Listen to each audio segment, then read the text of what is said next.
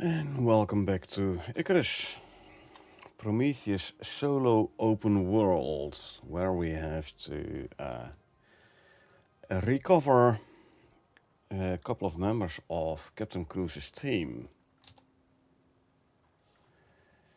So,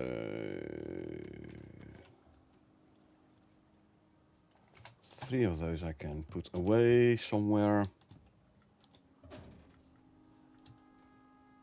So I only need 2. I made a couple extra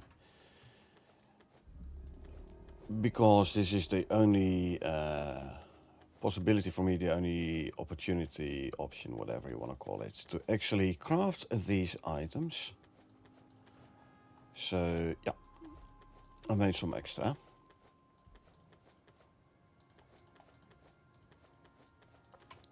And now we take all of these. Let's see, this is full. Drink some water. We are gonna go into the null sector, so we do want enough drinks. Let's see, disconnect and reconnect. There you go. This one can go back here.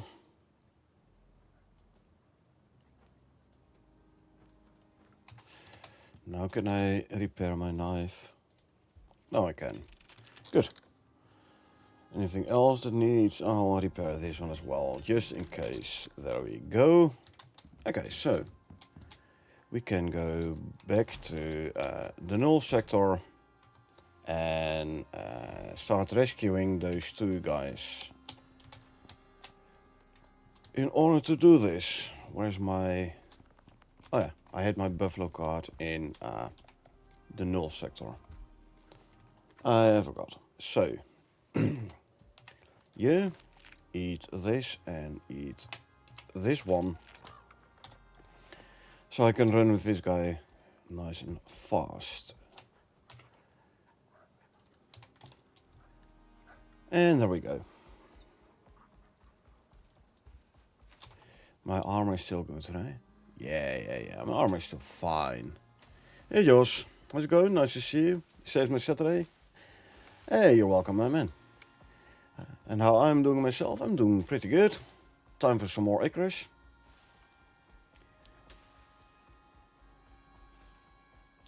So we made the stasis bags. We're gonna need to rescue the 2 members of Captain Crunch's team. Now we're gonna run back to our staging base where we will switch from Moa to Buffalo card and then go back into the null sector. Glad to hear it's going fine. Yep. Pretty exhausted from yesterday, so I'm just chilling today. Hey, how was the event yesterday? Had a lot of fun? And the nice Icarus stream is previous at the moment. Yep. Precious. Already like previous? Precious, yeah.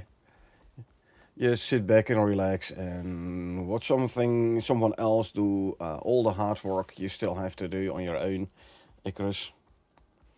I know, right? But yeah, how was your event yesterday? Bit exhausting, you said, but very nice, good. Having Hawaii frozen pizza for lunch. Might I suggest microwaving it first before you eat it? Probably some nice chicken with rice for dinner. Nice. Yeah, for lunch, man, it's 2:23. So there's going to be a bit of a late lunch then, but event was nice, not too late. Got home 2300. Right at the end of 22. Oh no, not bad. So you had a decent night's sleep then? Yeah, probably gonna do the microwave first, I know, right? I mean, you can eat frozen pizza, but you'll have to chew pretty hard, you know?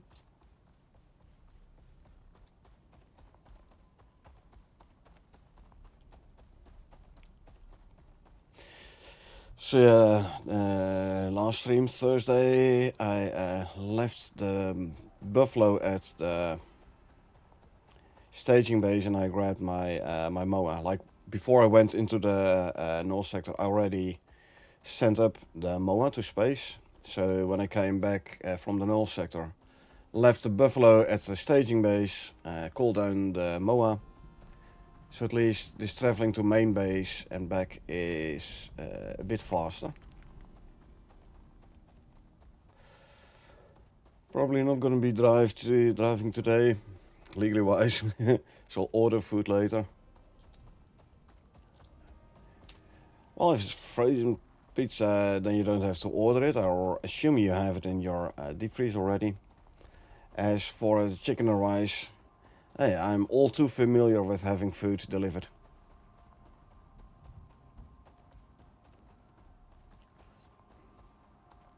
You had pizza yesterday from Domino's? Indeed.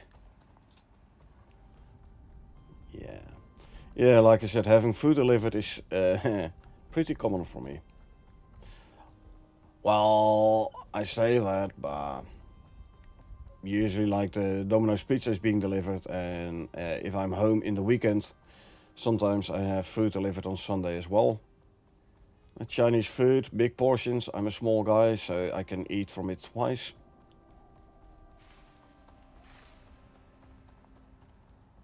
But I do have all my groceries delivered as well. So yeah, having stuff delivered is pretty common to me.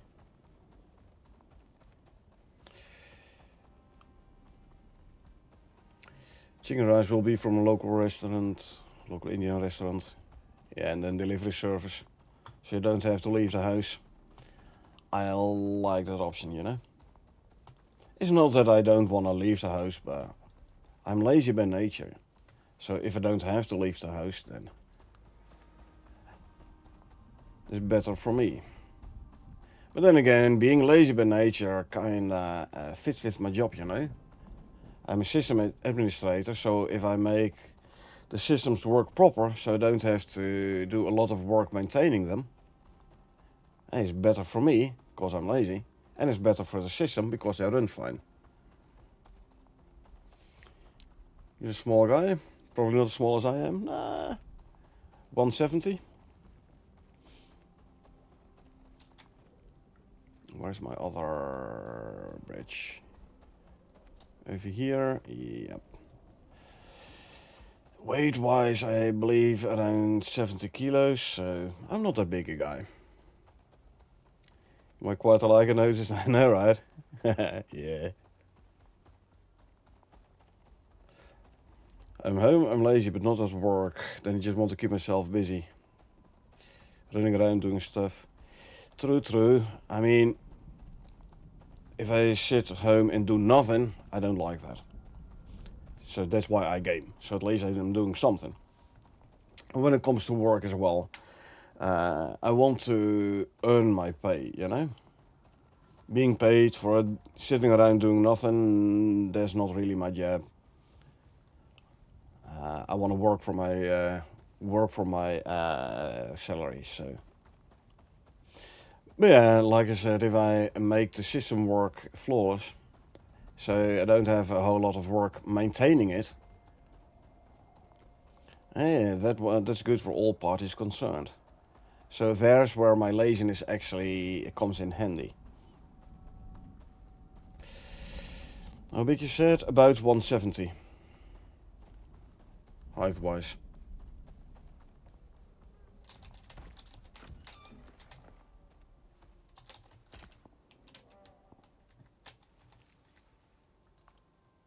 Okay, now we can swap to this guy. Oh, I'll give you something to drink as well. Hold on. Ah, that's where the third canteen came from. I was already wondering why I had 3 canteens in my inventory. Let's straight away fill her up again. 182 and 72-ish kilos for you. So weight-wise we're the same. Height-wise we're not. I'm smaller than you. Which would also suggest I'm slimmer than you. Is it? No. It means you... Sorry, I'm wrong. The other way around. It would suggest you are slimmer than me. And I'm not that fat a person either. So you must be a really thin person. Really slim person. Same wave, but with more length. Well done. Keeping in shape. I mean, you don't look like big, but not as small as you say you are either. Yeah. It's all about the camera angle, you know? Yeah, I'm, well, 172, 175, something like that. So I'm not that tall.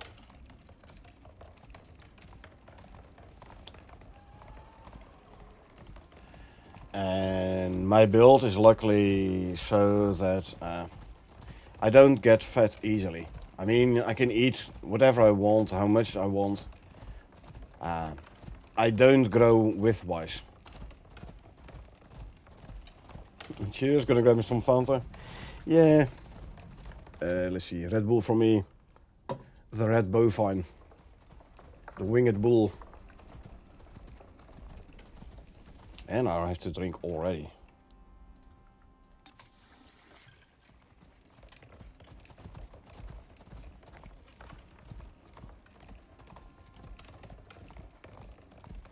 Okay. Let's quickly go through here.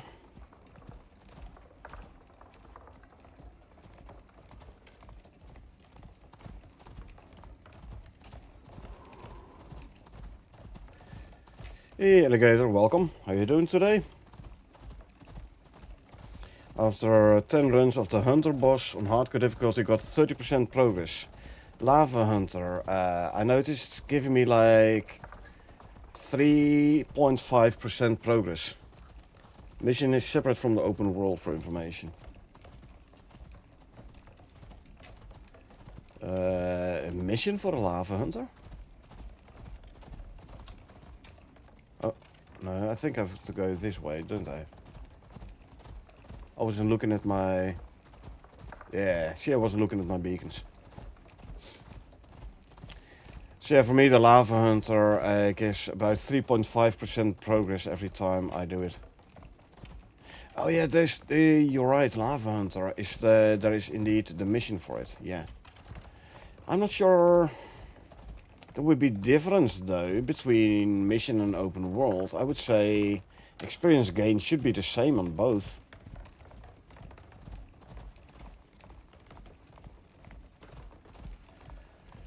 I don't care so much for looks on other people or myself. I do, however, I'm very critical to my lookish, except what way I am. Just wish it was a bit heavier. Yeah, I mean, if I look at my, oh dang it! You see this? My mobile was set to follow.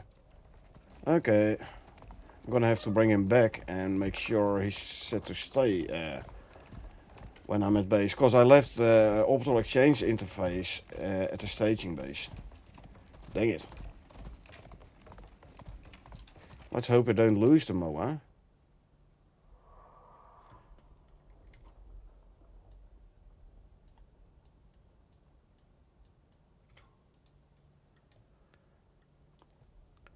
Hey, you wanna weigh at least 80? Well, look at it from the bright side, Josh. If you're a slim person, you don't have to carry around a lot of weight. So, there's that. And like my brothers, they have to watch their weight way more than I do. I'm like, I'm okay. I can basically eat whatever I want, whenever I want, and how much I want.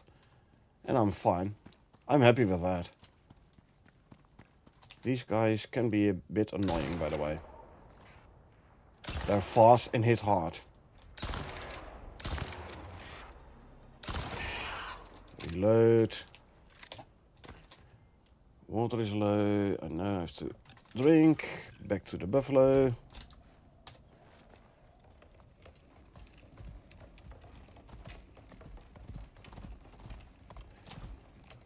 I'm going the right way around. Like yourself, I have a problem to gain weight, yeah. Well, I wouldn't say I have a problem gaining weight. I don't need to gain weight, so I don't have a problem with it. So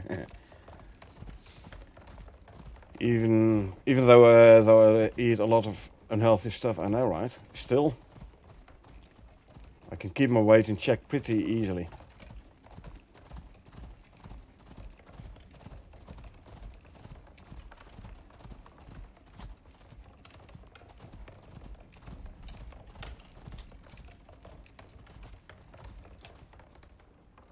Come on, Mr. Moa, this way. I'm gonna have to take care of this guy.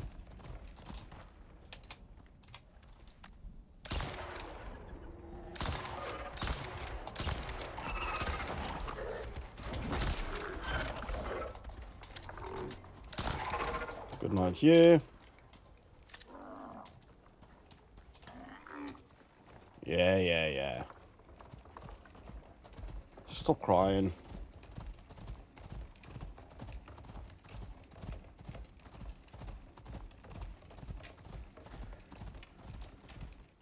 Hey Toby, good afternoon. How you doing today? Come on, little Moa. I know you want to come this way. So do come this way.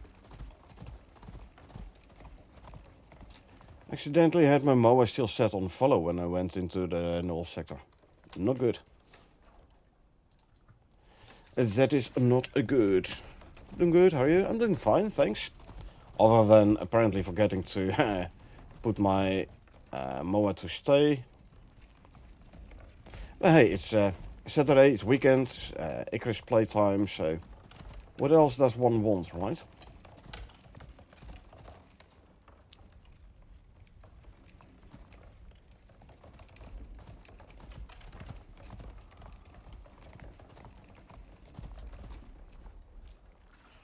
Now we wait for the Moa to pop up again. Oh, he is somewhere around here. Okay, he teleported apparently. Okay. Let's go. Almost like you're following me. Hey, who's following whom, hey? Yours was here first, so...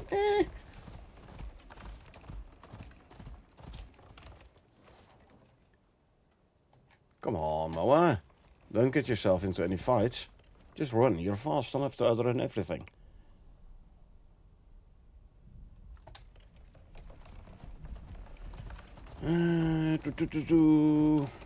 Jos is following your channel. Yeah, indeed. Touché. Okay, what I think I'm gonna do, just to make sure my Moa will not get, you sit to stay, will not get into the lava accidentally. Where is my Moa? Where did it go? Here. I'm gonna ride the Moa back to the staging base. And I'll come back on foot towards the buffalo.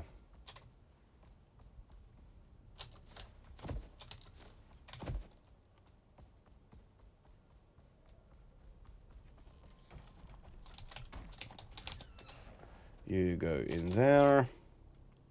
Set you to stay. There you go.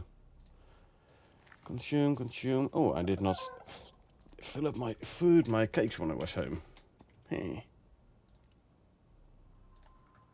I will fill up this one here. There you go, that's done. Now we can... let me grab this bomb. Chuck it back in the cart, just in case. Didn't catch the patch notes yesterday, not so much for the update, but what about the very long list of future content? Was a little bit of talk about the Yetis again. The Reaver is apparently considered an alpha male, so there's this mission where they said, like, yeah, you know what, we're only gonna put one Reaver in because it's an alpha, and otherwise it's gonna be too difficult for players. So Looks like the alpha is going to be a tough one, which is going to be interesting. Me likey. Reaver indeed in Elysium.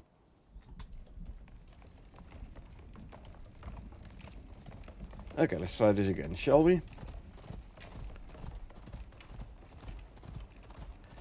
Yeah, they said it's gonna be the alpha creature. So it might be world boss alike. And if they say we're only gonna put one in this mission because two is gonna be too much to handle, that means he's gonna be a nice and tough one.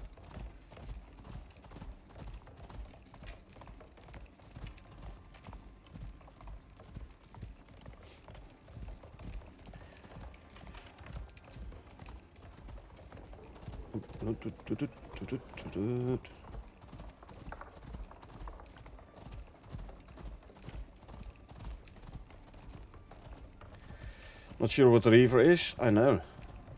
Me neither. I mean, all we have to go on is the info we get from the patch notes, descriptions and such. Health pools. Now, a couple of weeks ago, there was this post in future content where they adjusted health pools for a few animals. I'm not sure the Reaver was mentioned there though. So we're not sure how much health the Reaver is gonna have. And then there's the occasional picture of animals which we haven't seen yet. So, like on the laptop screens, the laptops you can grab from the bases and put down. There are some animal pictures which are not of any currently known animals. So they might be hinting at some of the Elysium animals. Yeah, what exactly a Reaver is gonna be, no idea.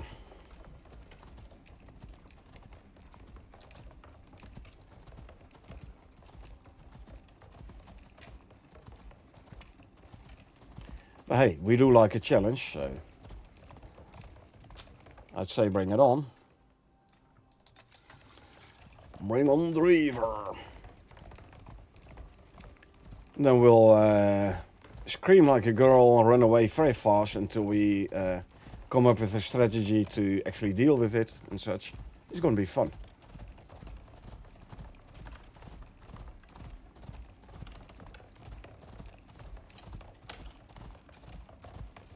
But yeah, we don't want Elysium to be too easy, right? But I mean, we're gonna have to have the radiation to deal with as well and everything, so probably gonna be a quite interesting place to walk around. Planning to make a new character on that world? Absolutely. Absolutely. Like we did with all maps so far, Olympus and Styx and Prometheus. Soon as this comes out, create a new level 0 character and drop in with no space gear. See if we can survive.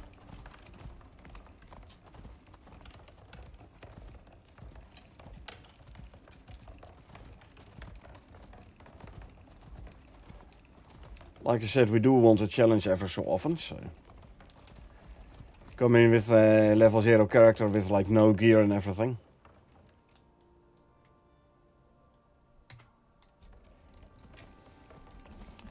Good idea, I know, right? And like I said, we've done it for all the maps. Sure, it was a bit tough initially until you figure out how to handle the environment. You know, with sticks, for example, we drop down and within 5 minutes you run into a bear already. Man, I barely got my first level, so I was just able to make a stone knife. So I could come to Icarus rescue. And then there's the whole bear jousting, which I luckily was able to do. I had learned it by then. Bear jousting and hit him with stone knives repeatedly. Hey, it's fun. So back to level 0. I know, Toby. It makes it fun. I mean, I do it regularly. So I create a new character, and then with that character I do all 3 the maps, the open worlds, all the missions. Then I start over again with a level 0 character.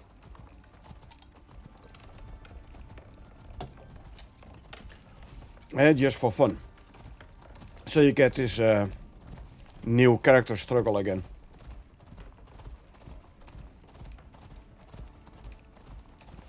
So once I've done all the null sector missions here, since I have already done the Great Hunt missions, I will be creating a new character and I'll start with a level 0 character at Olympus again. Actually, give me one of these right now. There you go. Might continue with my old guy, farm exotics and such, then with the new map, start fresh. If you're confident in your skills, starting with a fresh character on the new map is definitely going to be more challenging. I mean, you can drop in with a level 60 character with full space gear.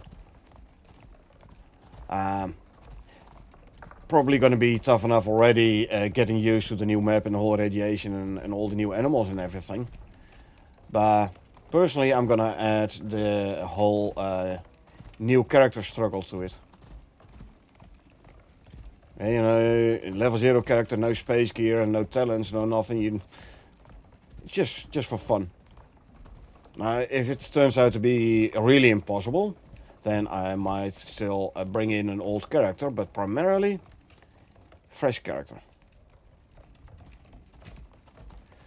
Okay, if I remember this correctly, one of the guys should be laying somewhere over here. I thought. It's all about fun and challenge, yeah. You really do like the grind? Well, it's not so much the grind, it's more like knowing I can still get things done and like the early character struggle.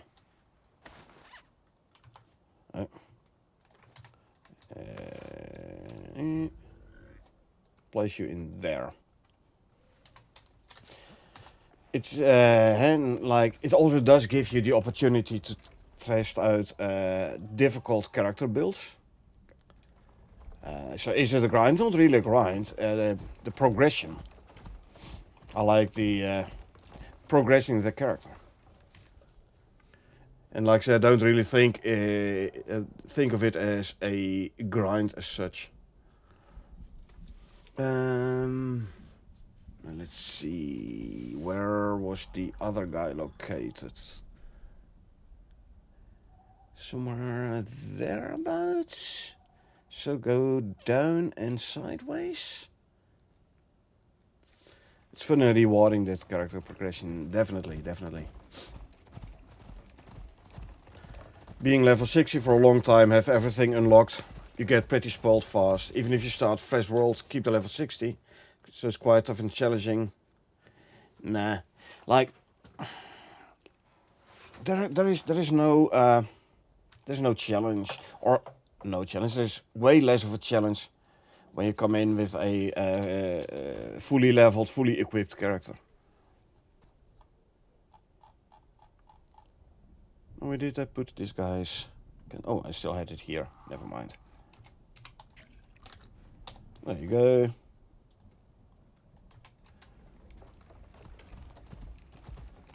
Can imagine gets blind with your max level character, indeed. And like I said, the opportunity to test out a new build.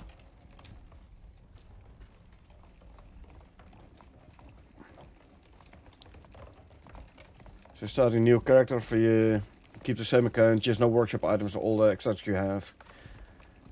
You can't touch if I remember correctly. Yeah, if I start a new character, I say, okay, I'm only gonna use the currency I've earned with this specific character. Like, sure, I have a lot of, see? There he is. I know I have a lot of currency in my, in the workshop. But if I start a new character, oh, I forgot again. I'm not gonna use all that currency for the new character. Because then I could as well straight away drop down with the gear. If I can just straight up buy the gear. So yeah, I start out with nothing. And then I have to do missions and such and farm exotics in order to get the currency to actually buy this stuff. Makes it way more interesting gameplay. And like I said, if I would use my currency to straightway buy all the stuff after I land on planet, then I could as well have taken it with me from the station straight away. So then there's no use landing with a character without anything. So yeah, I mean it's a bit of Excel management, because you have to keep track of all the currencies you have earned. But okay, I need to feed the buffalo. Omni food first, so you know for a fact that the other food buffs are actually being buffed. The other foods are actually being buffed, and there you go. Don't need the survival food at the moment, so it's easy to come onto a new world with level 60. Well, there is still gonna be the whole getting used to the environment. Don't get me wrong. But yeah, if you have like fully leveled character already, it makes it way less challenging.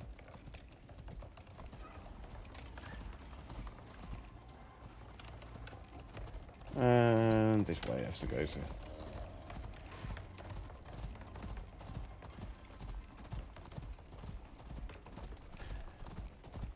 Very disciplined of you to do so, I know, but like I said, I do want a challenge ever so often. So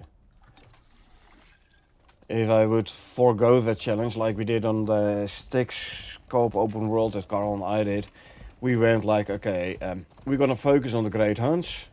So we're going all out on space gear. Well, you saw how relatively easy it was, you know? Then, like I said, where's the challenge in there? So we went in with full space gear and everything, and like, oh, we need something, we straight away buy it. Nah. On this character, when I started out, I'm not sure which open world I started out with, but whether it was Styx or Olympus. At least I had to think like, okay, and work towards a goal. Like, I want this item, so I have to do missions and stuff. And yes, now I finally can get this item. You progress like that. It's not instant progression. Also, you rely way more on skill than on tools.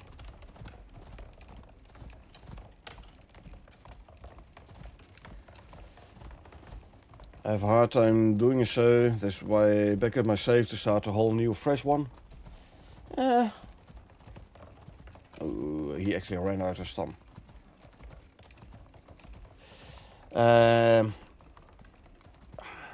So you don't really have to back up your save in order to start a new one.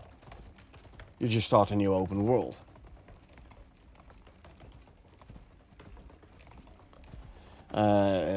What is a good idea is to periodically create a copy of the saved directory in the profile. Just in case some of the files get corrupted and you lose your characters and all your space gear and stuff. Because that would be annoying. Hey, if I would lose all my prospects and all my characters and everything. Because it does take time to level your character back up. Getting the currencies once you have a fully operational open world, it's rather trivial. You can rather easily mine a lot of exotics, which you can then sell for Ren if you need Ren. And yeah, the whole exotics mining is going to be way easier. You can reuse your extractors and everything, so yeah. But leveling your character, that's gonna take time. Although, having said that, if you do have a fully built out open world, and you bring in a new character there, you make it a lot easier for yourself to actually level up your character. Again, one of the reasons why if I do create a new character, I put it in a new open world.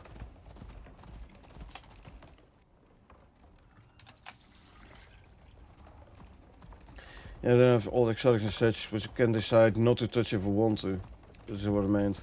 Have a hard time doing so. But yeah, so if you bring a new character in an existing open world, like I said, you make it quite easy on yourself getting your character leveled up again, because you have like all the tools, all the gear, and like you can straight away go for your composite armor, compound bow, composite arrows, and you're missing the struggle of running around without armor, only having a crude bow and stone arrows, where you have to like really aim for weak spots in order to kill the animals quickly enough before they start killing you. Like a level 0 character with on this open world. I mean, you have all the foods, you have all the equipment, so I can go with a level 0 and face tank a bear. Then I'm like, yeah, there's no challenge in that. Don't get me wrong, polar bears is still going to be an issue, but I've always had issues with those guys. But I mean, if you have all the gear, the max level gears, you can take your level 0 character into the null sector without issues. You know? So then I'm like, nah, if I start a new character, I'm gonna start a new open world as well. Okay, now we have to deliver these two guys to the evac ship. So, very handy if you're on a mount in the null sector for this mission, because your mount can carry those guys for you. Well, one, if you're on a MOA. And then you can carry the other one yourself. So you don't have to make this trek only once with the guys. Or in storm, huh? We don't really care about it too much. And as you can see, the batteries are nice charged. Or if you can't see, I'll show. Where did I put the electricity tool? Here.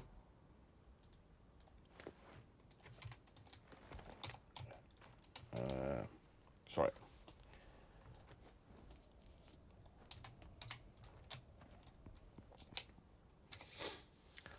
See, with the two solar panels a bit further away from the base, they charge the batteries proper during the day, which is good. Let's make it make light again.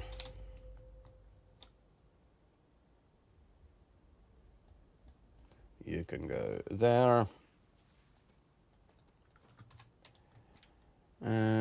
Storm is about over.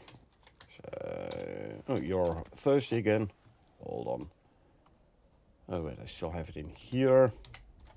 Drink. Let's fill her up again. You're at that stage, Toby, where you're like, hey, you can finally start working on your levels.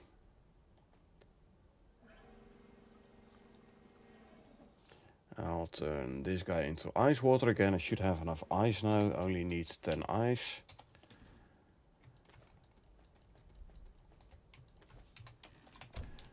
I'm actually going to... Let's see. They all have purified water now, right? Yeah, okay, so it doesn't really matter which one it turns into ice water. Minus 15 degrees to your temperature, since it's a different buff than the other one. The other ones are minus 5, it means those buffs stack. Just FYI.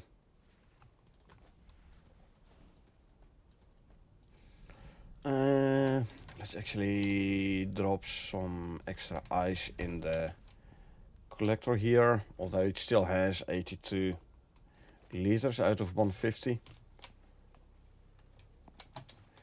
Okay, let's go deliver those two guys to the medical part. Yeah, it's the right thing to do if you want a challenge. New character on a new open world. Otherwise it won't be a challenge. Unless you want to try a new build for your character and want to level it up fast, exactly. Personally, I'm more like, I can test out this new build in a real world scenario. If it's a level 0 character. On a new open world with no gear, no nothing. Will this be a viable build early game as well? But it's all about fun and challenge. Having a goal to reach and survive. Oh, definitely, absolutely, absolutely.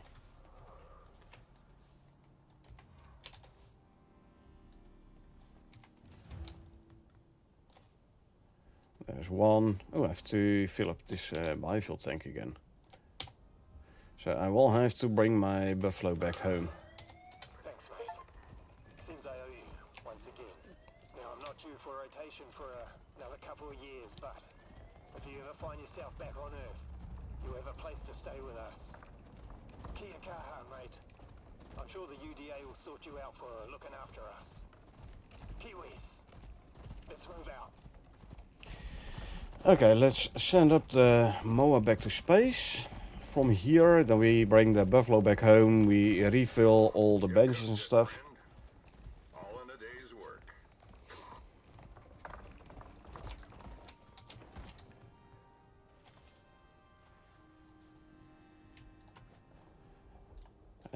Bring back the buffalo to space, and we get all the containers filled up and everything before we go back into the null sector. I will send this guy up to space there.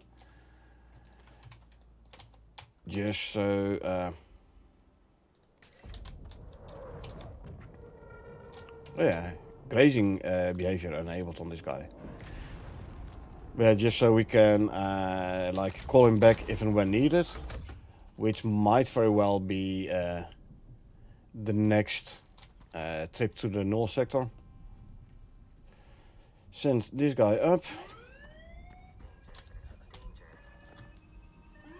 So don't have to worry about this.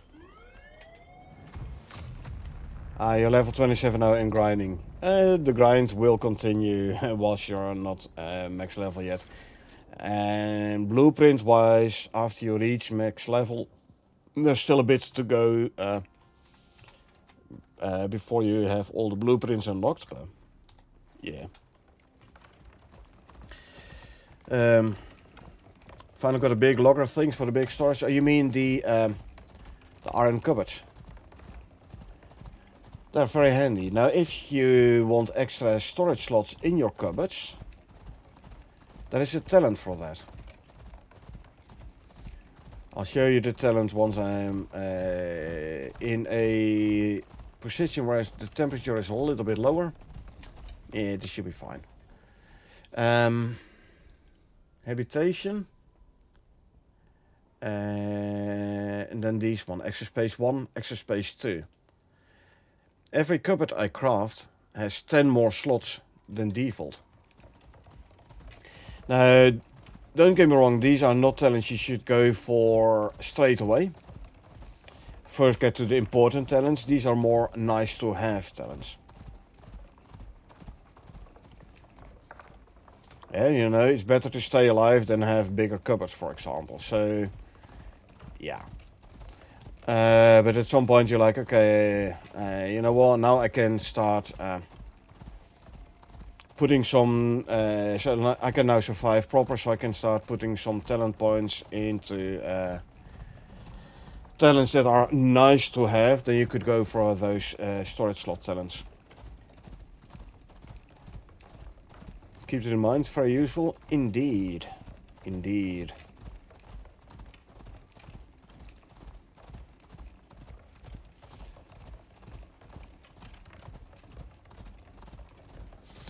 Pizza was delicious.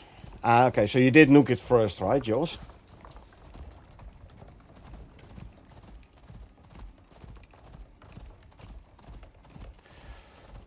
But yeah, Pizza Hawaii is very tasteful pizza. Definitely. Dang it, forgot. Thought it was a bit crispy. Yeah, I know, right. Hey, at least your teeth are in good shape if you were able to chow down a frozen pizza. With teeth and molars. Kind of forgot the English word here. Yeah, English isn't my main language either. Meh. But if you want to fill up the big biofuel tank again, this is gonna mean a lot of fiber. I use fiber a lot for making biofuel. It's easy to come by. And harvesting fiber, because I have the threshing attachment on my sickle. If I harvest fiber, I also get seeds.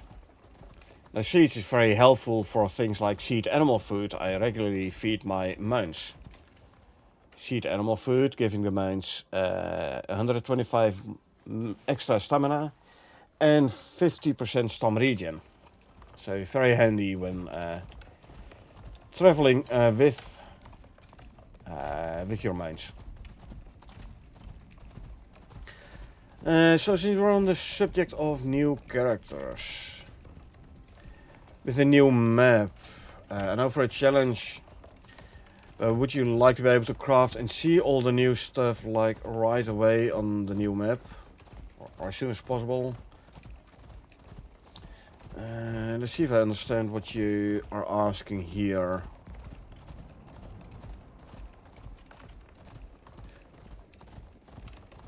I'll be able to like have everything unlocked straight away. Oh no, I don't want that. No. If you were able to craft and unlock and craft everything straight away, where is your progression? Like, come on. If I'm a level 0 character and being able to craft tier 4, tier 5 equipment? No. No way. Even with a level 60 character, no, still. Let me learn the new stuff first. I mean, don't get me wrong. I have blueprint points. So, if I would go in with this character, I would be able to straight away unlock everything anyway. Again, with a new character, straight away being able to unlock everything? Nope. No. I definitely don't want that. No way.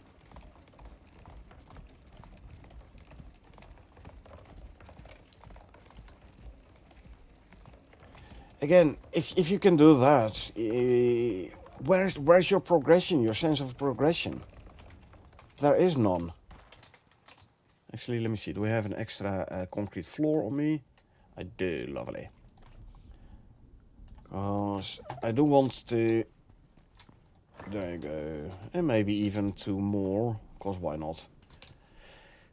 The blueprint points, Toby. There's nothing. I have characters with over 2k blueprint points available still. Even after having unlocked everything.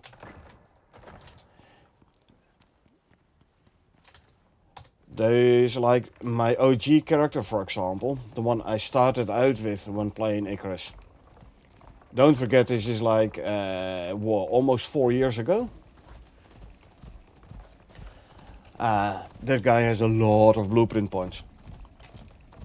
I've played a lot of hours with that character, so I've accumulated tons and tons of blueprint points. So yeah, only having 966 is not that much. Okay, my food bus ran out, as well as the Buffalo's food bus, so let's quickly feed them. And since I'm here, actually, you know, I can do a quick lava hunter again.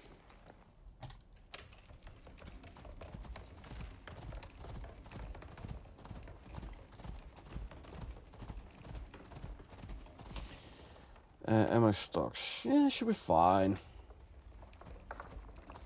Some people want to check out the new stuff right away, this is why I asked. From my point of view, no. My point of view definitely is like, nope, I don't want that. What I want to do is like, actually I'm gonna put a guy up on here now. I want the progression. Let's quickly grab the arrow back, don't need the rest. No. Like I want the progression. I don't want to be able to straight away get in there and unlock everything. I so do not fancy that.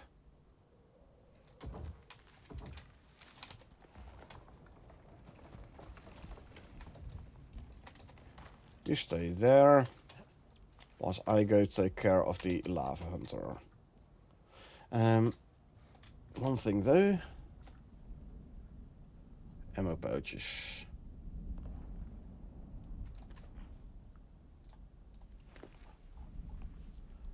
7.62. Oh, this is the wrong pouch. I need the other one. I need this one. Oh, it's 5.56. Okay. There you go. Hold on. I'll read the chat in a sec.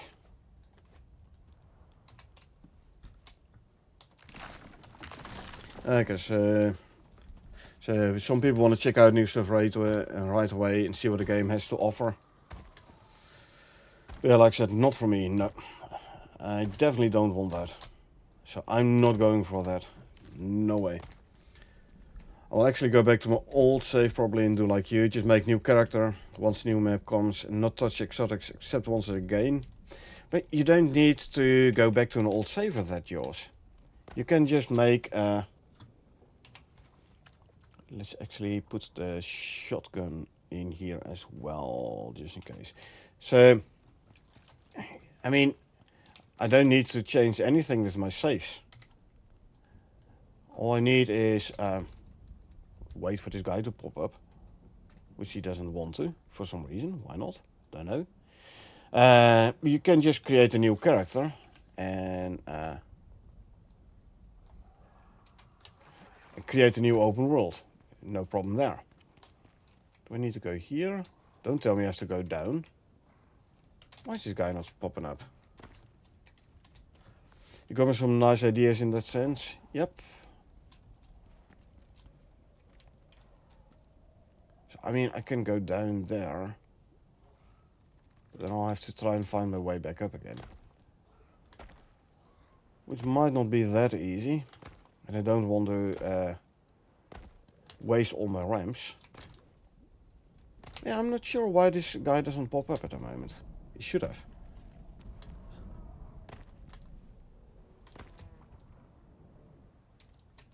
Usually, he pops up here. Okay, let's see. Can I, with the contact radio, see the status of the world bosses?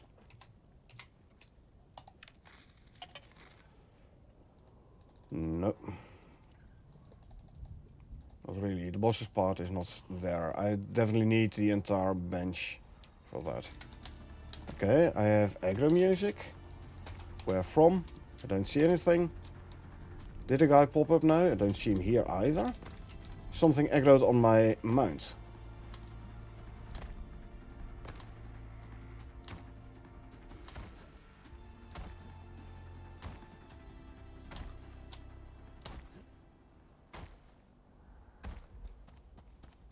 No. That isn't the issue either, so... Oh, my mount is still alive.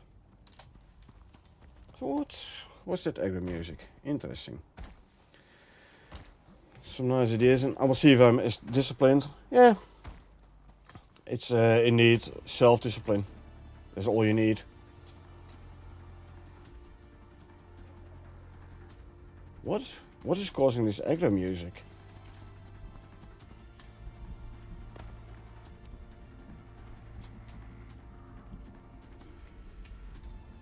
Huh. This is odd. Well, we have that guy now. Here we run again. Get stuck as usual. Always get stuck there. I just want this guy in to the open. Oh, come on. Don't get stuck there. Hi, I'm up here, my man.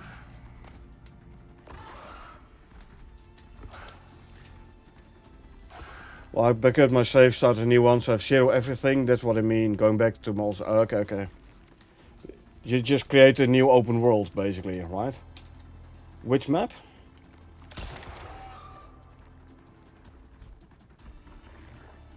My mount, I put it on a rock somewhere over there. For safekeeping. Okay, I might have to face tank him a bit in order to get him up.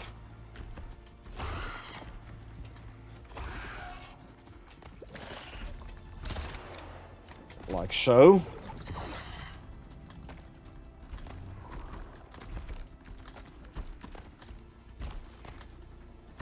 I want him out in the open here. So it's going to be a bit easier for me to actually fight him. Reload. Belly, weak spot. Sure, I have to tank his attacks, but 8 shots this time.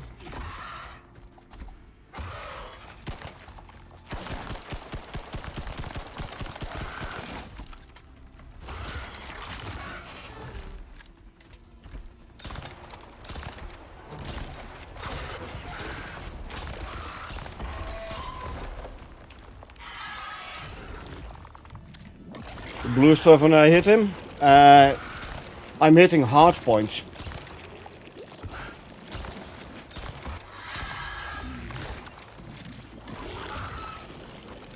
A hard point you do less damage to. That's why the numbers are lower.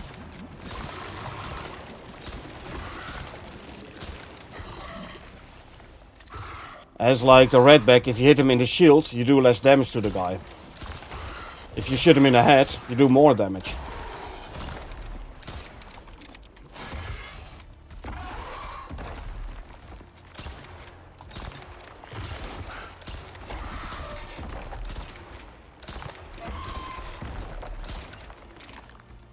Nine shots on a 6-shot magazine. Not bad.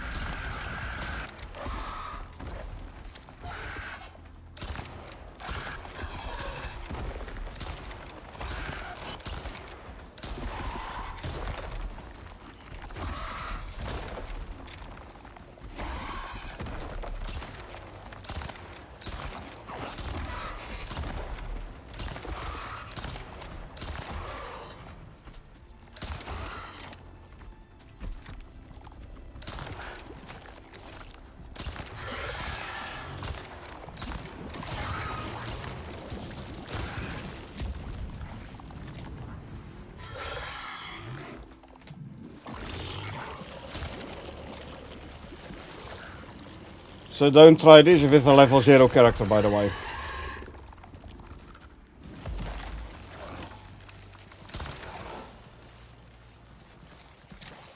So don't try this with a level 0 character with only like leather armor and stuff. Not a good idea. I'm able to face tank him because I have good armor and have a big health bar. So yeah. Again, in a situation where equipment is very important here. So imagine if I would have been able to do this with a level 0 character, right? What would have been the fun in doing this?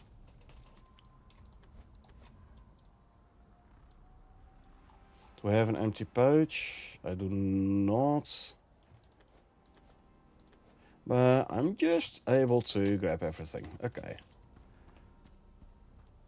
I have my mount on top of the rock here.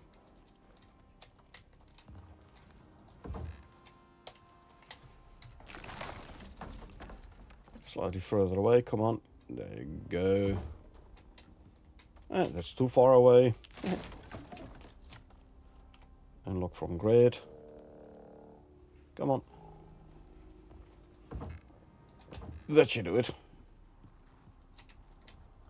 Okay, I thought I had it on this rock. Where actually did my freaking mount go?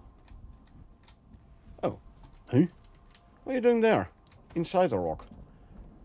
Shite. This might be an issue actually, because I can't set it to follow.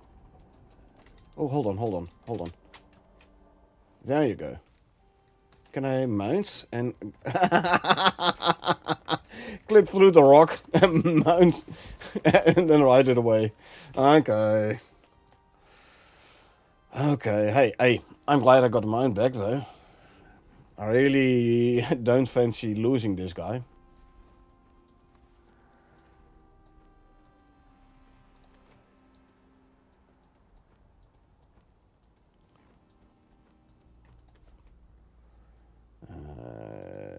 These we can throw in there. These go there. Yeah, like I said, now imagine if I was a level 0 character, right? And I had this food and this armor, right? So, and I was able to do this.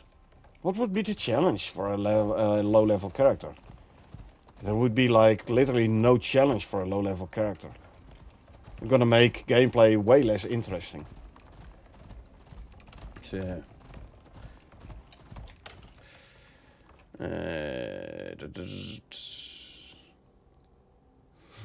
keep bullying him, keep tripping over, I know, right? Ostriches. Well, actually, did you know they don't really bury the head in the sand, but they lay it on the sand? Interesting detail. I like details.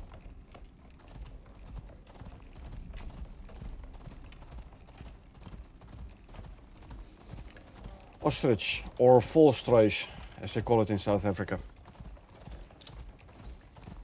In cartoons they are indeed, yeah. True. But yeah, in cartoons, people can run so fast that their legs are like a spinning wheel. Good luck trying that. Our hips aren't designed for that kind of motion.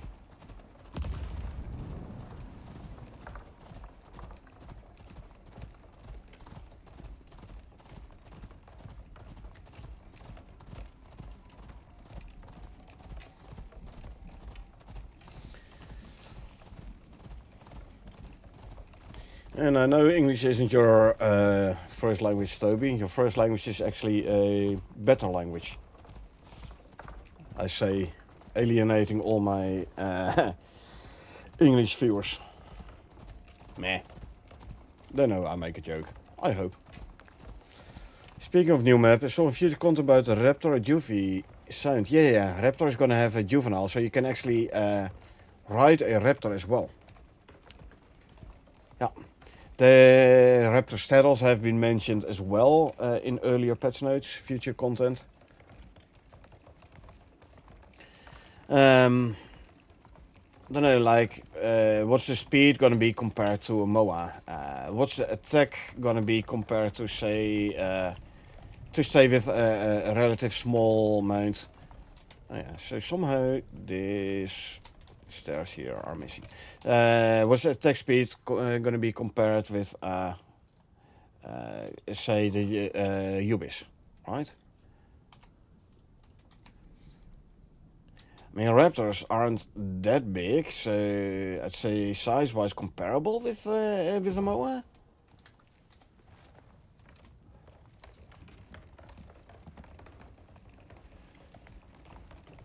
They are fast, so speed-wise they might be comparable with the MOA as well, but then again they are predators, so maybe their attack is comparable with the Ubis. So basically combining the speed of the MOA with the attack of the Ubis. Raptors from movies, quite fast and violent. So feeling they will be better than the MOA.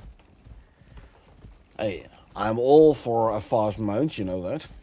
I'm curious about the size of the map, similar to maps we have or bigger. Good question. There will be multiple biomes. Some of the biome names were actually literally mentioned. The literal names were mentioned in the patch notes.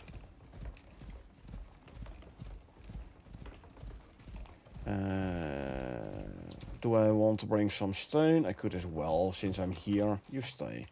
Actually, give me, say, 2 pouches.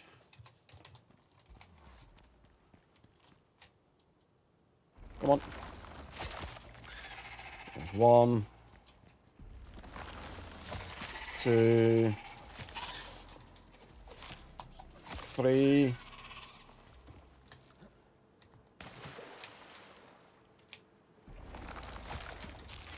4, 5. Bees are gonna be doing bee things. Let's see. No exotics node. However, I do want the stone. Ignoring the bees. They don't do much damage anyway. If they become too annoying, I'll just kill them.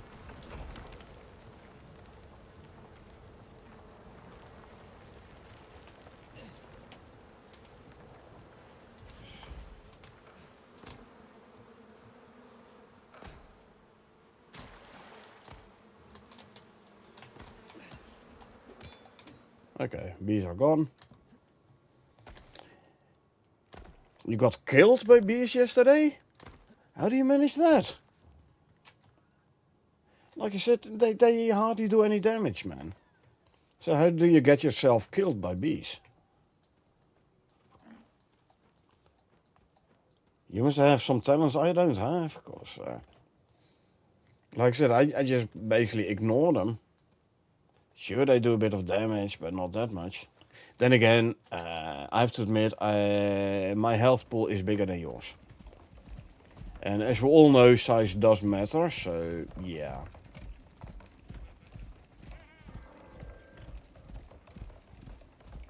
There were a lot of them. Just kill them. I mean, you can easily kill them with your fists. Let me drink some milk. Well, Socrates needs food buffs again, huh? Okay, let me show you. There should be bees in here as well. I'll have to take care of the worms first, though.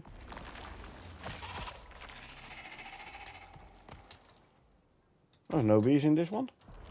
Eh. Then I'll check the next cave. I do want to bring some iron ore back anyway.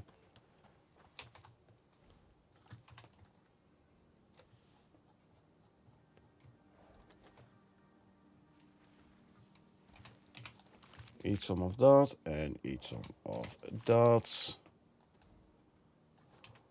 Actually, no, I meant to give you this one.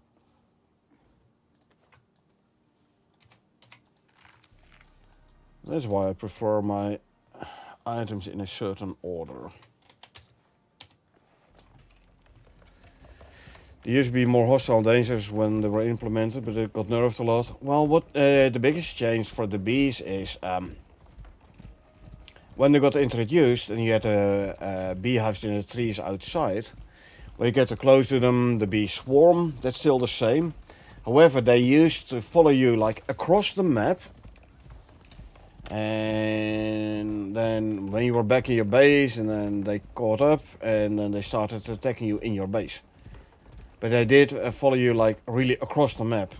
They have nerfed that a lot. They are now tethered to the tree, so you can just outrun them, and then they will. You can outrun them, and then they'll return to the tree, so you don't have to worry about them no more. More health and damage? No, you were always able to hit them with the... kill them with the fists.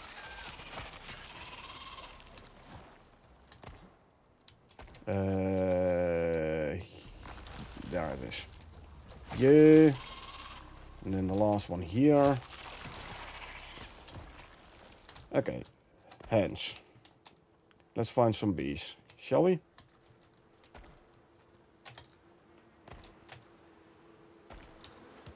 See? Gone.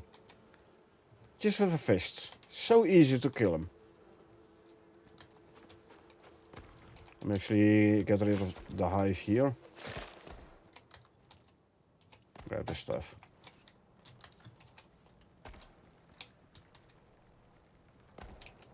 Do I have pouches? I don't. Let me grab some pouches. They had more HP, like not just a single hit. With a knife definitely was a single hit from the get-go.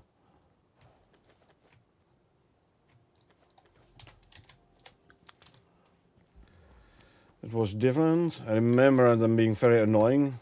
And it was eased once it got nerfed. Especially the way how they followed you around. And how far they followed you around. That was a big difference when they changed that. That I agree. 3, 4, 5, and 6. It's still annoying, but not in the same sense. I mainly just ignore them, you know. They don't do that much damage. Then again, again. I can face tank them easy. I have a lot of health, so I don't have to worry about it. And yes, early level, early character, where you have less health. I mean, what did he do? Like 40 damage or so. So it will be relatively more damage, but not that much. I mean, should they have the speed debuff, minus 5% speed or something? So it's gonna be more of a combination. Like if you have a lot of, if you have worms spitting at you and you have bees annoying you and distracting you, yeah, then they contribute to you dying. But dying from just bees alone, pure bees, phew, that's an art.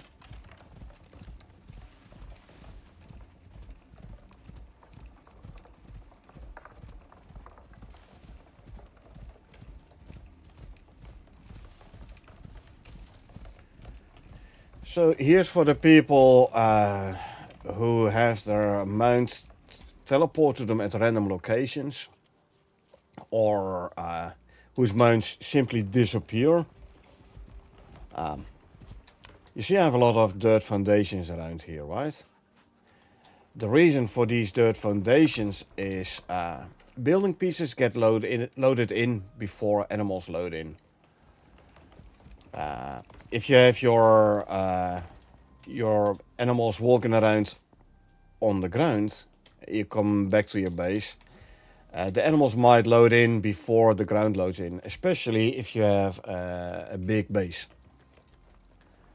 And if that happens, then yeah, you run the risk of your mounts actually falling through the world. Well, you run the risk that will happen. Your mounts will then fall through the world if they load in before the world loads. So that's why I have why I have a pen for my mounts. One of the reasons is so they are on top of a floor. Floor loads in before the mounts load in, so they never fall through the world. And 2, if they're up there, they attract less aggro. But yeah, definitely the dirt foundations around here. Yeah, they load in before my wolves load in, so I don't lose my wolves. Experience here. I've lost many an animal to this bug. What would you call it? Yeah, I'd say it is a bug.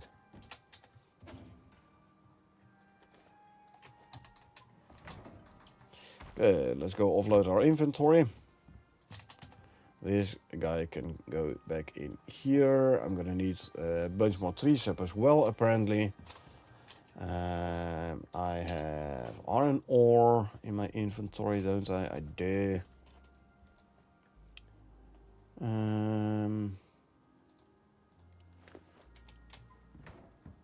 Let's put the cans in here. That can be filled up again. Trophy goes here. Exotics.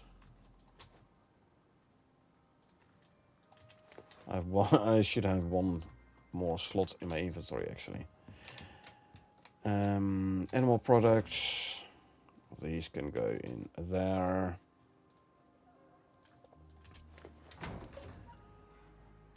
Drop those in there. You know what? Let's free up one more slot. This makes emptying out these pouches a lot faster. More stone. Iron ore. More ore. Stone. And more stone. Good. Now I can grab this pouch again. Here's another tip for you. Don't use Ctrl-Shift-Click when moving pouches. Move them one by one. If you use Ctrl-Shift-Click to move them around, the weight of the pouch and the contents of the pouch will still be counted towards your own inventory. So yeah, if you don't want that happening, don't use Ctrl-Shift-Click when it comes to pouches. Very annoying behavior, but it is what it is. Bees still annoying, not the same way. As for the dying to the bees, what can I say? I have a very different kind of skill set. Oh, yes, you do. Okay, this water tank can go back in the buffalo cart. Always good to have some spare with you. I could have left this one in as well, though. Because it's still full. Anyway. Get rid of some of the ice. Put the food away.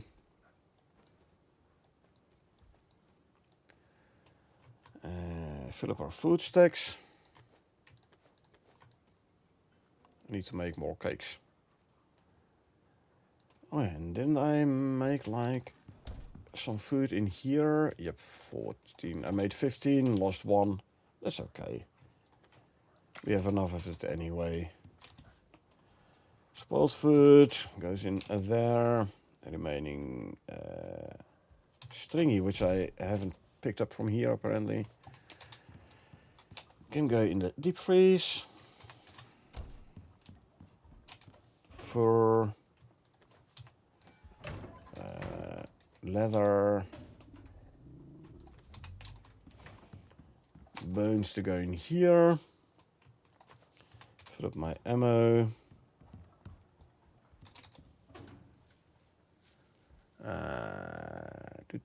This one and a bit more. There you go. Actually, give me a full stack so I have a complete pouch of 7.62 mil rounds. Cold steel rounds. Using cold steel rounds in the null sector, at least the first part of the null sector. Because the enemies, the animals there are weak to frost. Ammo choice is important. This can go back in here. There you go.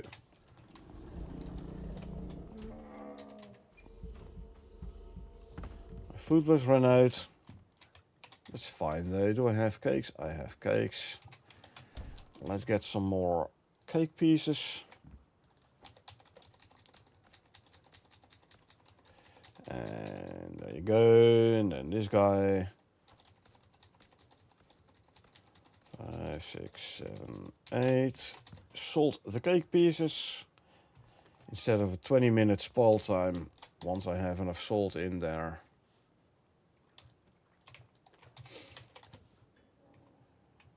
Goes to 27 minutes. Not much difference though. Oh, hold on. 40 minutes. Never mind. There you go. 20 minutes becomes 40 minutes. That's better.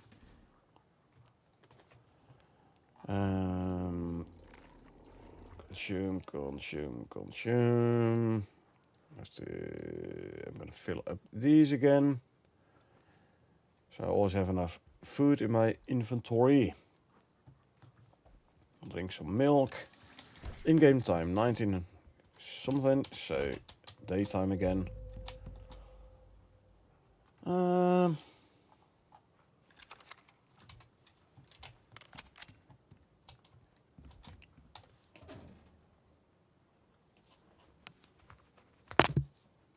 Why are you not... Oh, hello. That's why.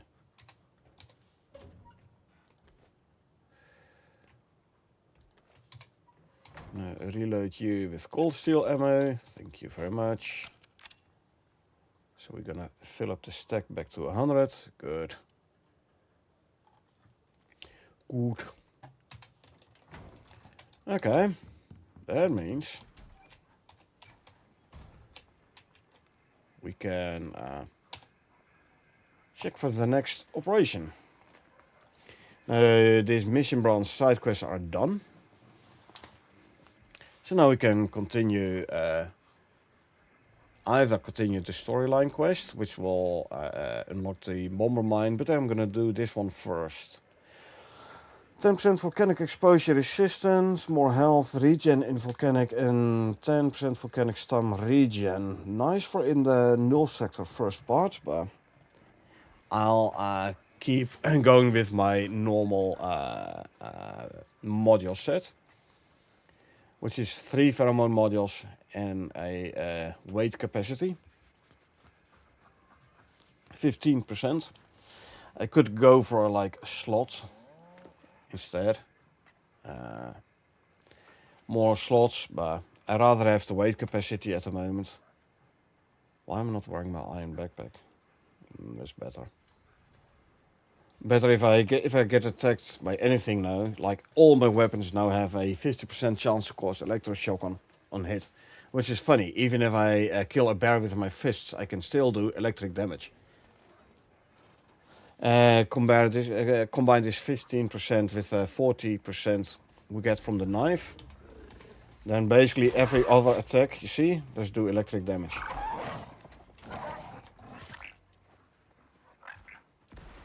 Useful.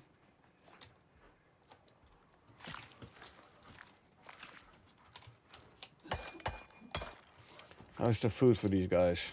Yeah, they still have 92, so that's good. You love the salty cake, Toby? Yeah, me too, man. Like the it's a 20 minutes spoil time if it's not salted, but above the duration is 27 minutes. So if I don't salt the cakes, it means my cake will spoil before I can use it again. And before the buffer runs out, and then I'm starting to eat cake again. So basically I'm wasting cakes. That's why I salt them.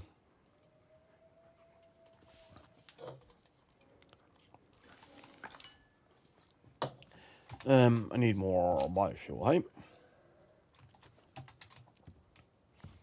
So let's go and do some sticks, make sticks, and mine tons and tons of fiber. Sticks is being made in this one. So make say 2000 sticks.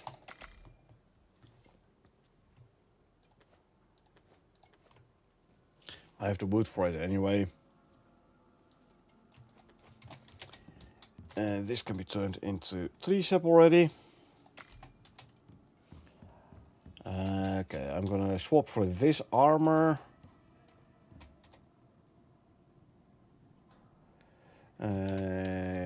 Well, yeah, the better one when it comes to... I swapped to this one for my melee attack speed set bonus. The armor that's better is Gargantuan armor. Gives you like 15% melee attack speed. But since this is Prometheus, no Gargantuan armor here.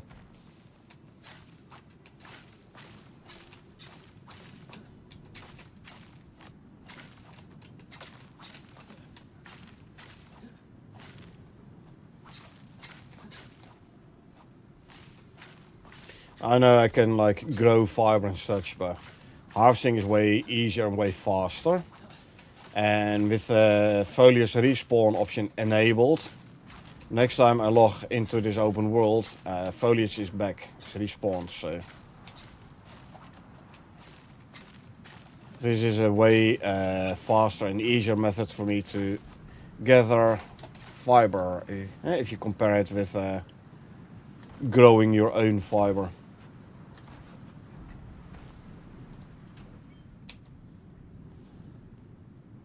I do need to keep some room for the tree sap, obviously. So the rest of the fiber I'll throw in here. How far is my tree sap? Tree sap is done, lovely. You can start making biofuel. And we go here. 1, 2, 3, 4, 5, 6, 7. 800 sticks. There's going to be enough for 200 tree sap. Lovely. Boom, boom. And we can go mine more or harvest more fiber. Storm going on. We don't care about storm too much. It is but the yellow one. We have a big health pool, so we can withstand some exposure damage. Really?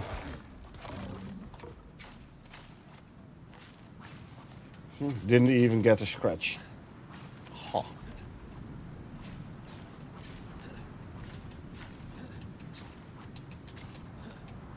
And as you can see, we are collecting nice amounts of seeds as well.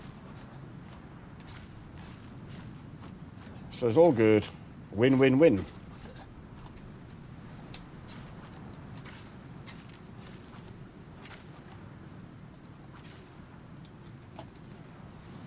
And our inventory is full again.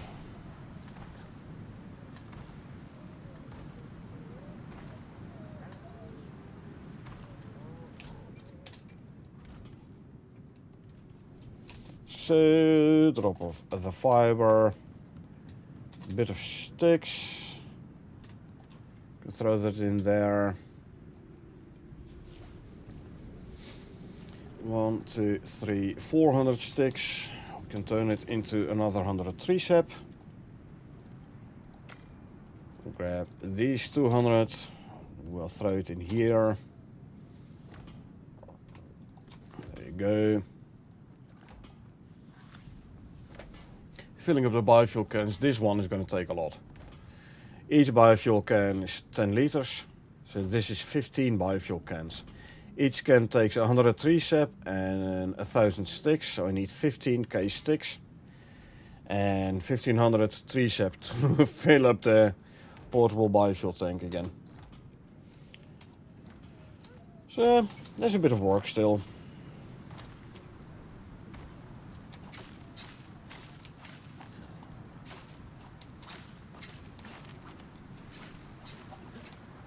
Luckily we have a lot of fiber around here. As you can see, the harvesting is actually going pretty quick. The melee attack speed bonus from the armor is definitely helping out here.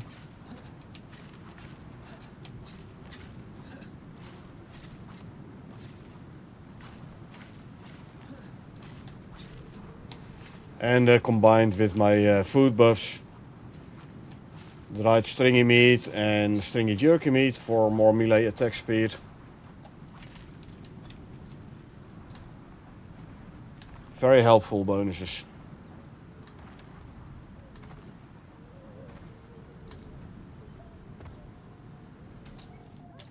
So I was comparing the melee attack speed with Carl the other day. So I have, let's see where it was,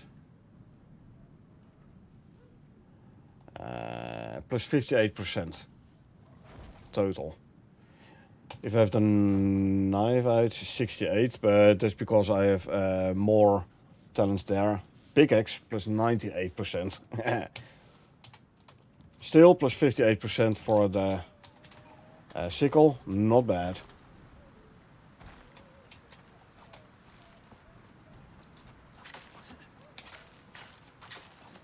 I know, right? It's pretty nice, this attack speed. And every time, especially with the pickaxe, every time when I start a new character, the mining feels so freaking slow.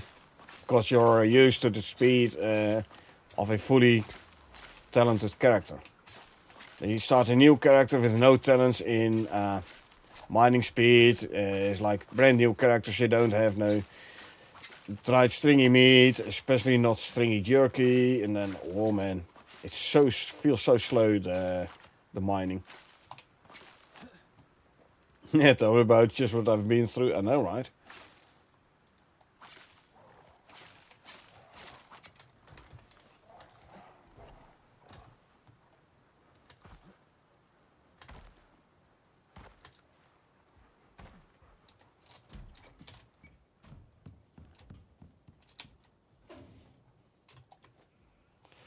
Oh yeah, cupboard is full.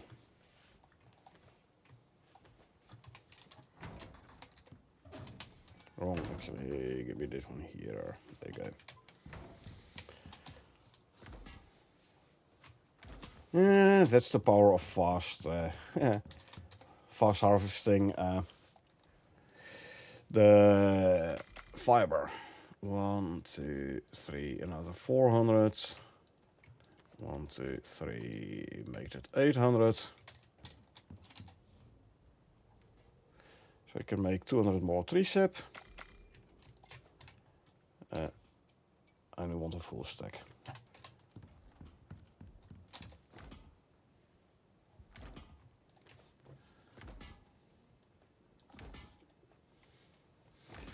Five, 6, 7, I can grab 8 stacks.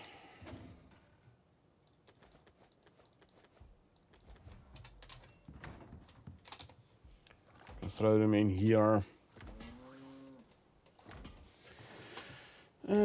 This is going to be filling this one, and a bit of that. So still need 15, another 15k. Well, there's 2 and a bit. It's going to be about these 2 rows maybe.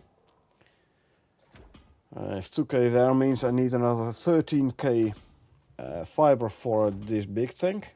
I have enough. I need another 13 stacks of tree sap though. Over 13 stacks. 14.5 stacks. Wood.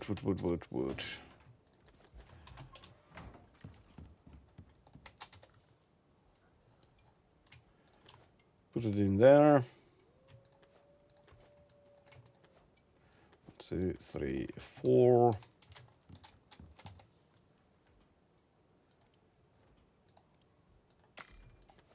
Grab these 2 stacks of tree sap. Throw them in there. They'll be running for a little while, for a bit. Okay, I will swap back to the iron backpack though, and swap back to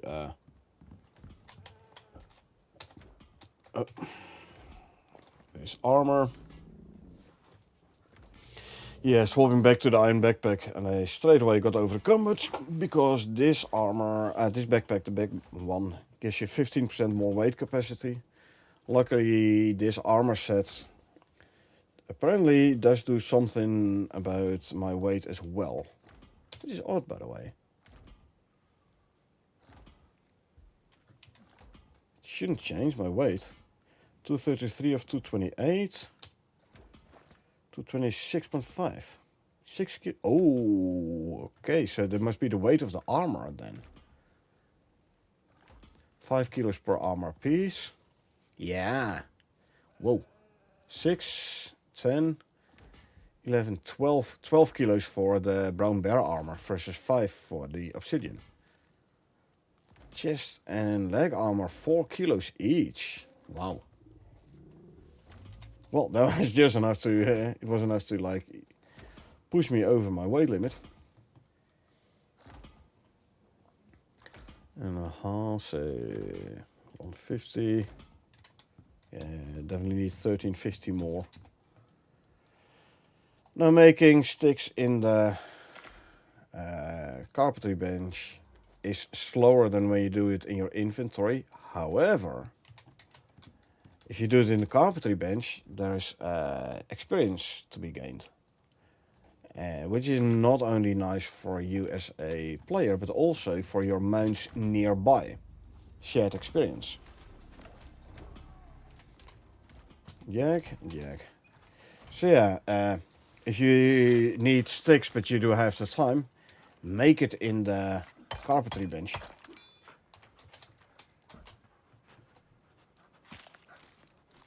You'll level up your times faster that way as well.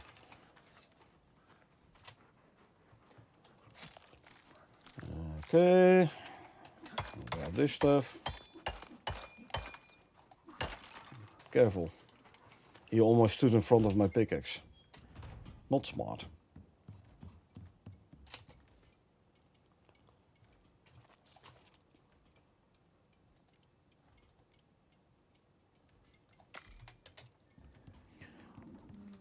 Let's throw some stakes in here. They can be turned into biomass.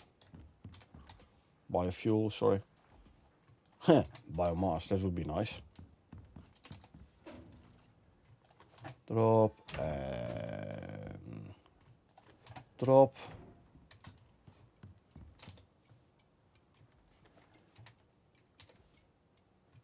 Grab the tree sap. When the crushed bone is done, I can turn 400 crushed bone into 100 epoxy. Always nice. Electric biofuel compost is much faster than a regular one. That is correct, yeah.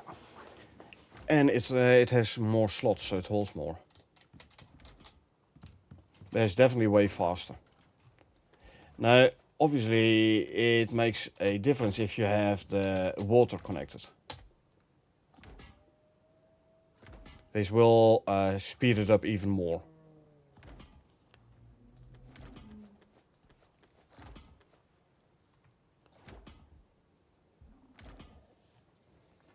Super fast, yeah, it's faster than the old one, but as you can see, if you have a lot of items to fill up, it's still a tad slowish.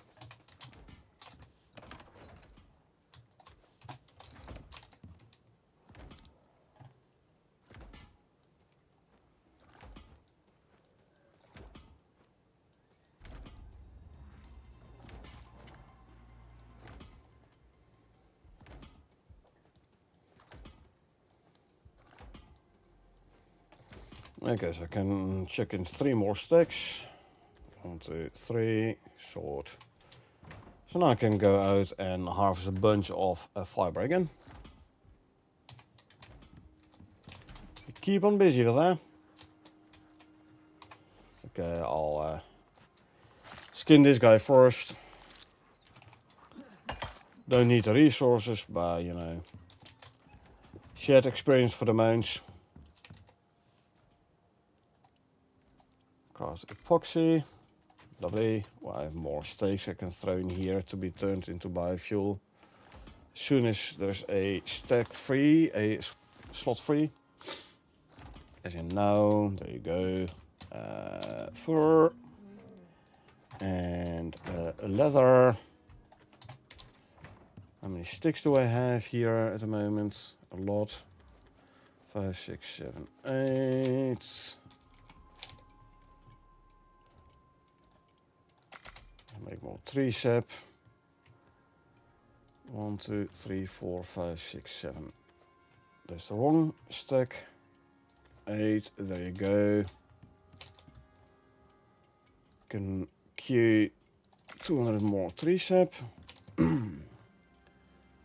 1, 2, 3, and 4. And then we can queue another 100 tree sap. Lovely. Consume this. Back to the big backpack. Back to the brown bear armor. Very good addition to the game, the armor stands. Make swapping out an armor set so much faster and easier. Plus it's a nice decoration around your base. Showing off all the different armor sets you have and stuff.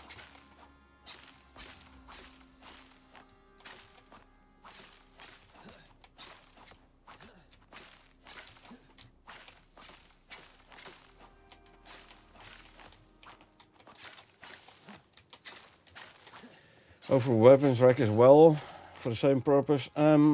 Yes, there will be weapon racks being mentioned, or at least, let's put it this way, it's been mentioned in the patch notes multiple times.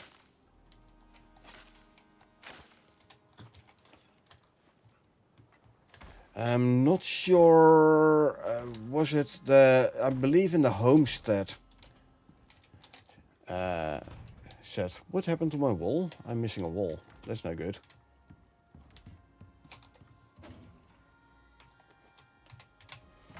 The red one was that clay bricks.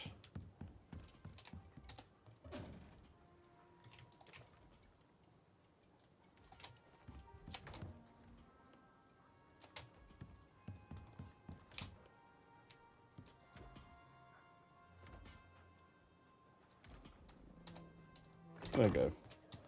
Wall's back in place. I believe it's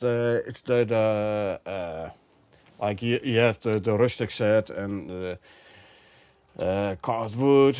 There is going to be a homestead decoration set, and that one will have the whatchamacallit, will have the weapon rack in it, according to the patch notes. Future content patch notes, that is, eh? So it is always subject to change, but been mentioned multiple times actually. So yeah, with a bit of luck, around Elysium we will get the ammo rack as well, the weapons rack as well. I'm pinning all the new stuff, all the future content on Elysium now, but or what's in Dangerous Horizons, as the DLC is going to be called.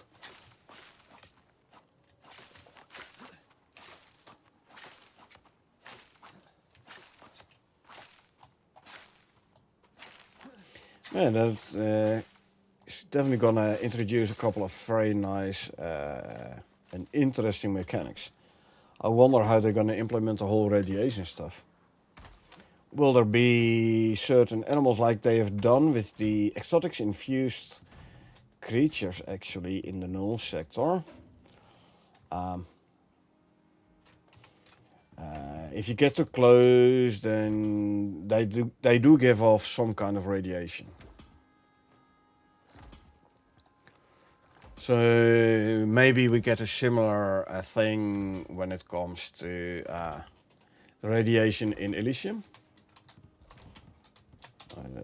This one is full, we can put it in there. Okay, let's swap back.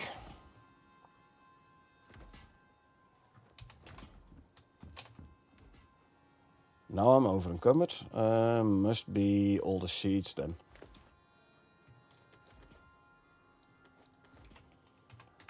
So 9 kilos, yes, so we put the seeds away.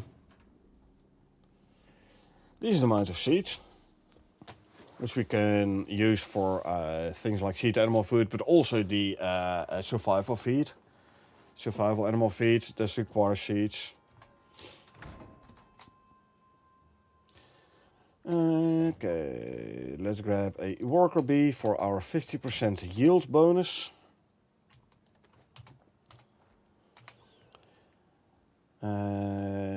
No, you actually, if you want to increase your yield even more, wasn't there a backpack? Yep, cultivar backpack.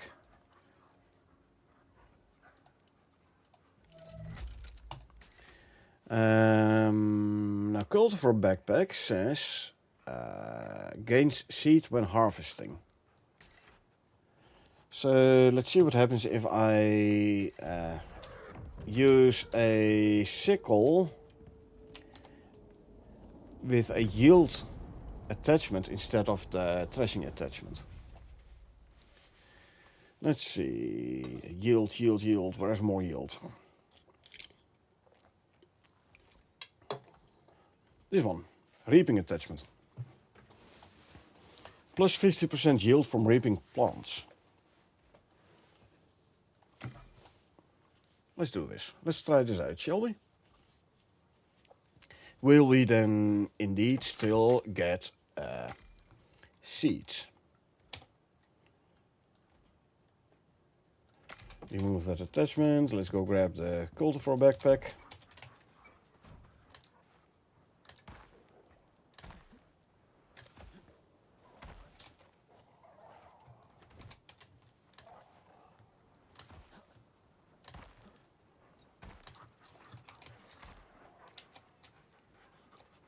Pardon me, folks. Let me quickly get rid of these carcasses here.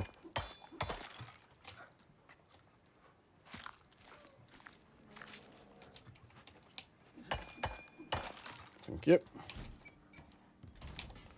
The steaks can be thrown in there straight away. The bacon we will turn into steaks as well. The stringy meat will turn into stringy jerky.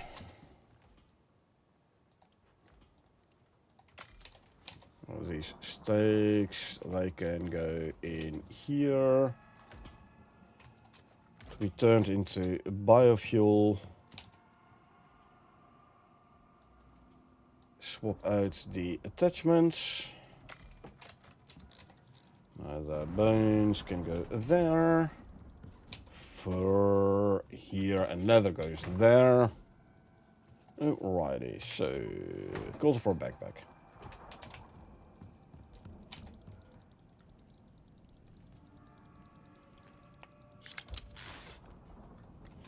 Now obviously we will not be getting any seeds from harvesting the exotic plants. So, okay, so they're still growing, this is good. However, let's see. Yes, we do get seeds and we get a lot of yield on the plants as well. I know, inventory is full. I know.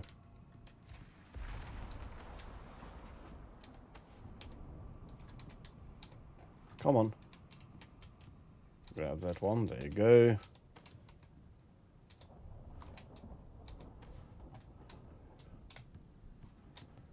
I was able to pick up everything here, eh? Yeah, I was. Okay, good. Just checking. Okay. Avocado, unthorned.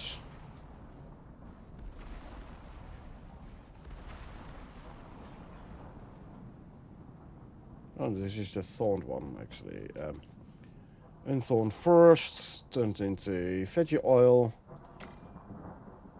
Unthorned, turned into veggie oil. That's just wooden crop plots. Most of them is indeed just wood. Exceptions is the ones where I grow the exotics in.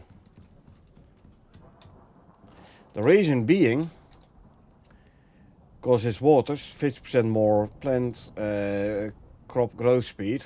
So even on the third harvest, I still have 30% speed. I need to deal with the forest fires, by the way.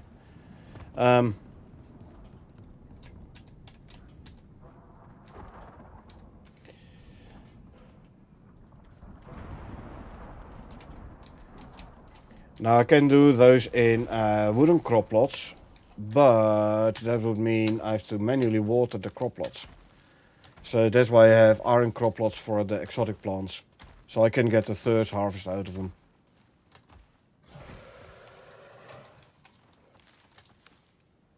I have to cross the bridge, don't I?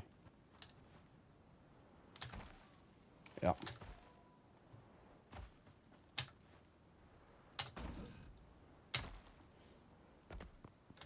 Luckily this is Prometheus, so there's less forest fire spread, wildfire spread. But as you can see, it's not completely zero. And my food bushes ran out, lovely. Trying to contain the fire.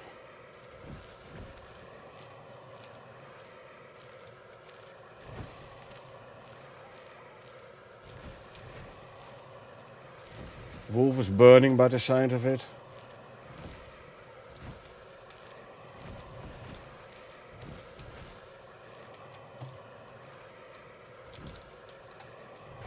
I know I can log off and log back in to get rid of the fire, but that's a bit cheesy in my opinion.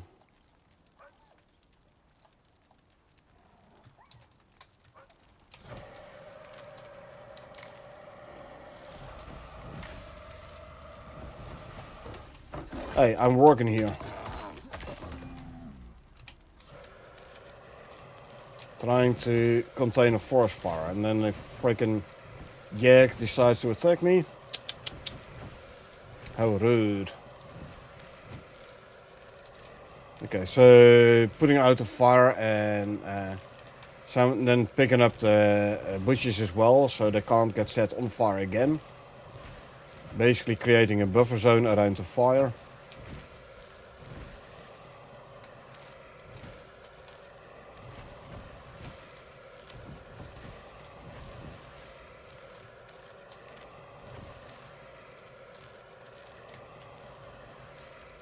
By the way, when you got into this world, you didn't bring any workshop stuff at all, not even the knees on the Enviro suit or modules.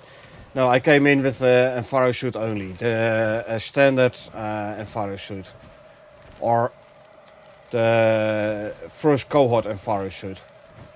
That I allow myself, first cohort suit, because I'm one of the first cohort members, as in I got the supporter pack.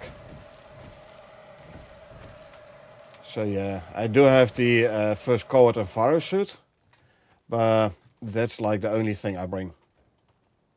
Not a Hark, no, not a Hark. Oh no. No, the first cohort one.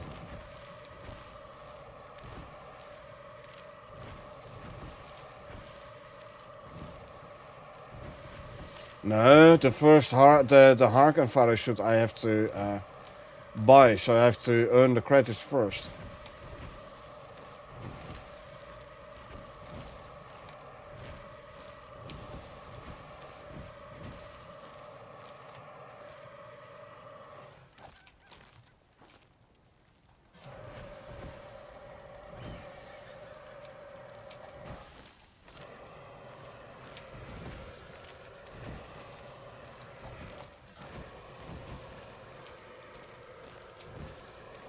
Yeah, fighting forest fires is very annoying, especially if you're on there straight away.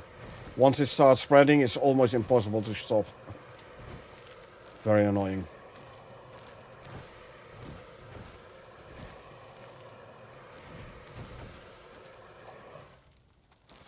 Like this one, I think I have buffered enough, so it isn't gonna spread no more. But you can see on the other side, it's apparently I missed something and it's spreading again.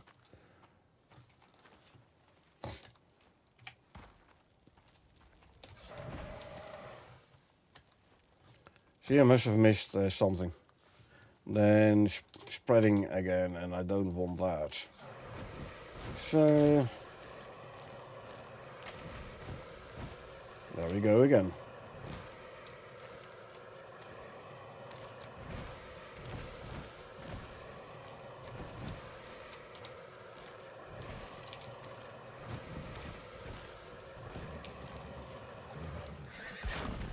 Again, I'm working here, man. Trying to save your environment, the one you're living in, and then he's attacking me.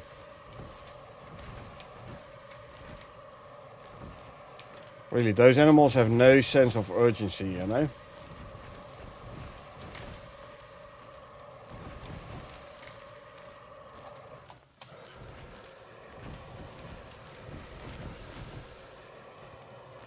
And again, I must have missed something over here because it's spreading behind my back.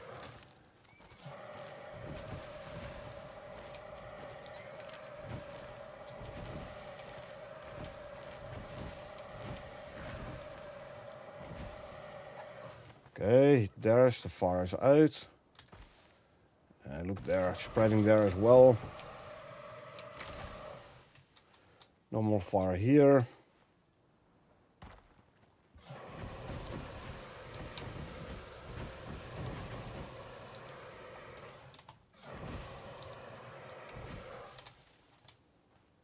Temperature bar says there is still some fire around here. Even though you can't see it.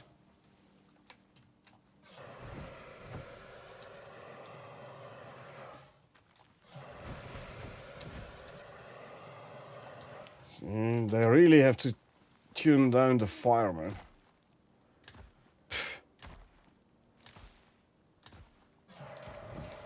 Incredibly difficult to get a forest fire under control once it starts burning, once it starts spreading.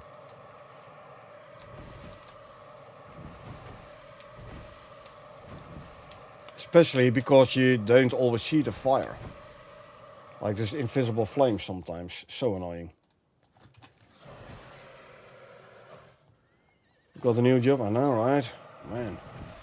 So it's like a day job, man.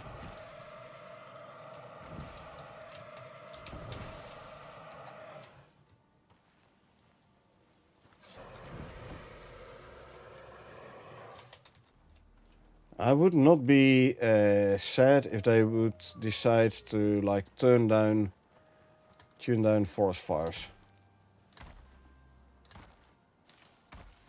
The thing is, like, you finally got it under control and then the next flash storm is gonna come up.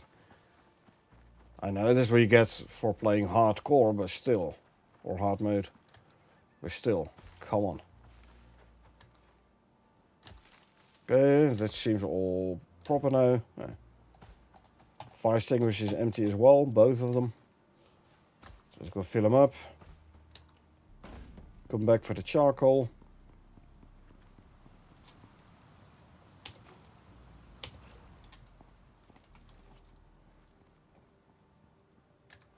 Official firefighter, I know, right?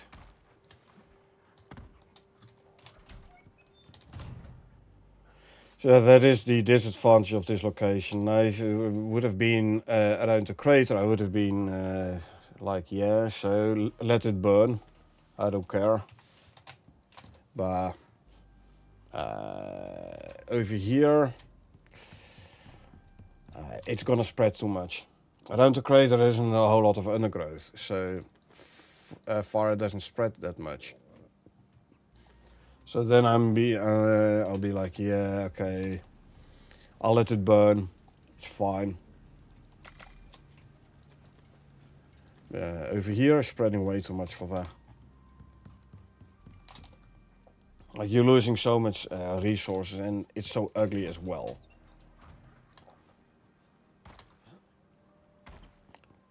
It used to be a lush forest.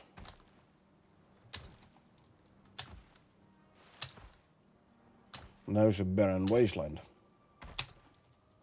I know I can use the localized terraforming device. But still.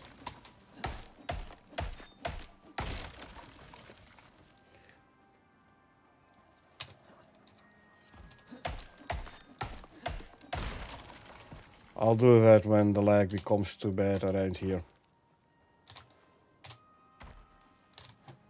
I have to run it on that side as well, because there's where I've been cutting down trees for wood.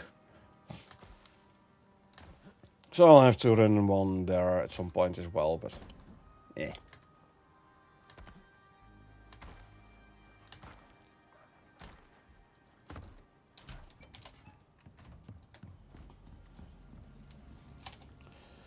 And the charcoal can go in there. There's some more tree sap. We can throw in here.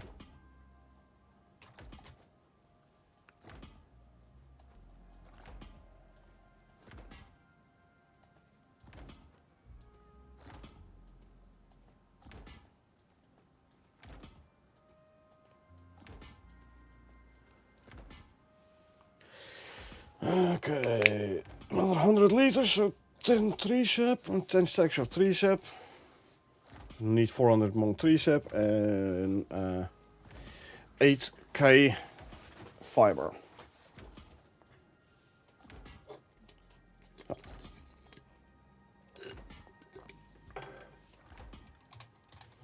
400 more tree sap, that's 2,000 sticks. Oh, I'm gonna need to chop down some more trees. Let's see. Wrong button, come on. Okay, I have my normal axe on.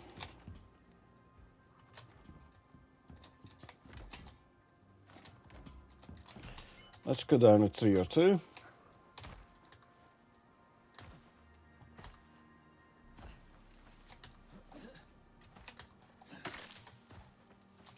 Ugly.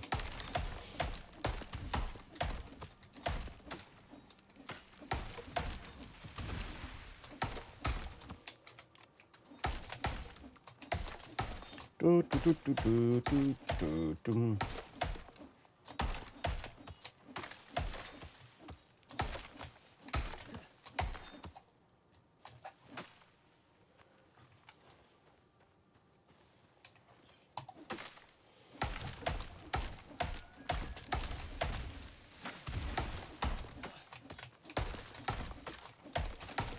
Do, do, do, do, do. Where did the tree go?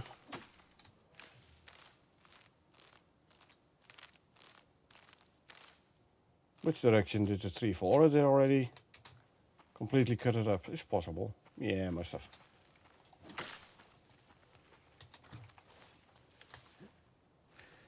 Alright, so how much fiber do you need to fill a biofuel can? 1k. So a biofuel can holds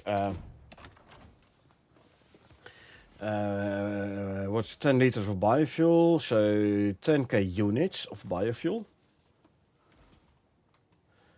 It takes 100 ticks to fill up. Every tick is 100 units of biofuel. And for fiber, where's fiber? Here. You need 10 per tick. 100 ticks to fill it up, 10 times 100, so 1k fiber for one biofuel can.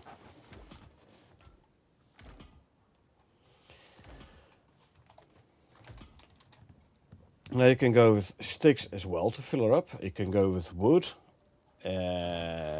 Economy, if you want to do it as economic as possible, turn your wood into sticks first. If you turn your wood into sticks, then you use 400 sticks for 100 tree sap. So that's 40 wood. And then you have you need, for sticks wise, you need 5 per tick, so another 500 sticks, so it's another 50 wood. So for 90 wood, if you turn it into sticks, you have 1 can of biofuel. If you use wood directly, you need 100 wood plus 40 for the sticks for the tree sap. So turn it into sticks first, and you will need 500 sticks plus 100 tree sap, another 400 sticks. So 900 sticks for a can of biofuel.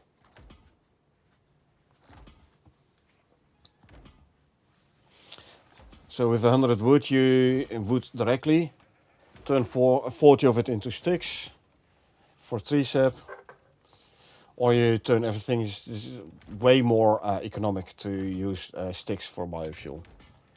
You can, like I said, you can do the wood directly, but you'll need more wood, all in all. And I'm all about economics, so.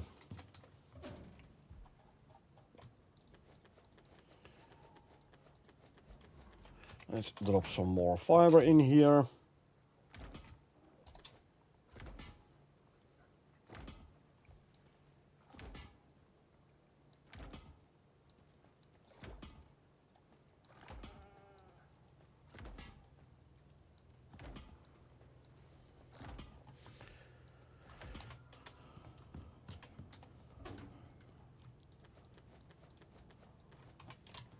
I do that as well. Always turn wood and sticks to make biofuel, never use whole wood. Indeed. so much less economic.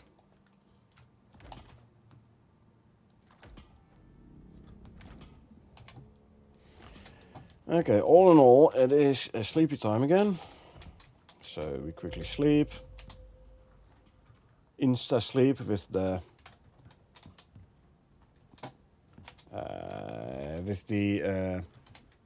whatchamacallit, dehumidifier. You aren't finished yet. You aren't finished yet. You are though. Okay, for this one I did not get any seeds, huh? Did I? I did not. So cultivar back. Oh, I wasn't wearing the cultivar backpack. That's why. Gotcha. What, by the way, is your plant fatigue now? Only at 20%. Fine. But yeah, wooden crop plots. Why would I need to go for bigger crop plots? Iron crop plots, even if they are not in use, they're still drawing water. So if I put down 100, okay, if I put say 20 iron crop plots down, that means it's still drawing 300 water. There's a third pump. So why should I want a third pump water consumption and I get nothing back from it if I'm not using the those crop plots? And here these I have the talent which prevents planted crops from withering. This one here, the freshest best talent. Planted crops will not wither. So I just plant it and I'll keep it there and I'll grab it when I need it. So I don't need the growth speed from the water, active water connection. If I need more, I just plant more. And I'll just leave it there. Is the iron plots better accept the water? No, they are not. If you look at here, let's see. Dehumidified and cozy, that's my dehumidifier. Green thumb, that is my talent. Fertilized will last longer, talent. Evergreen, plant crops will not wither, is a talent. Watered, this is because of this one. Sunlight, growing fast thanks to having access to sunlight, that's my greenhouse. Greenhouse is my greenhouse. Nearby beehive, it's the bees. So there is nothing on the crop plot itself. Also, if you check it in the field guide,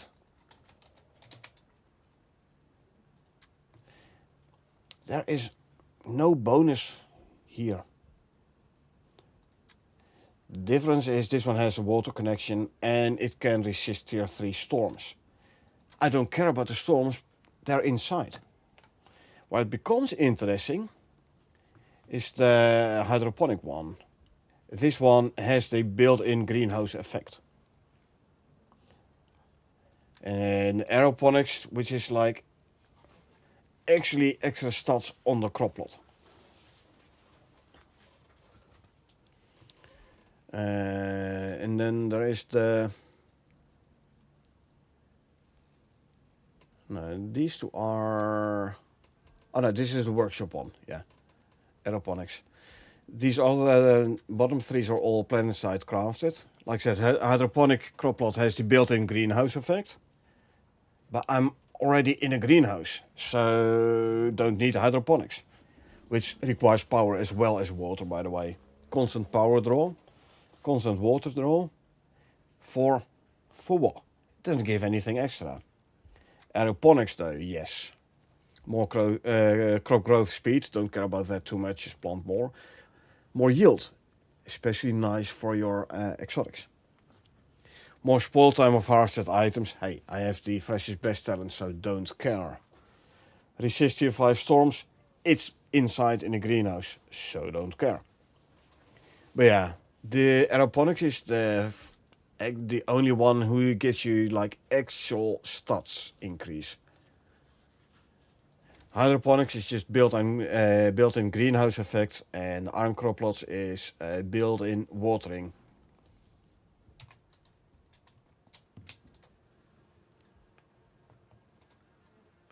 So yeah, that's why I just keep on going with the wooden crop plots. A lot of extra cost and a lot of power and water drain for basically nothing.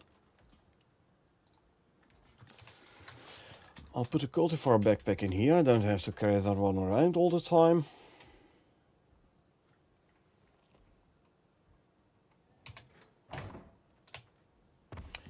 Okay, now where are we?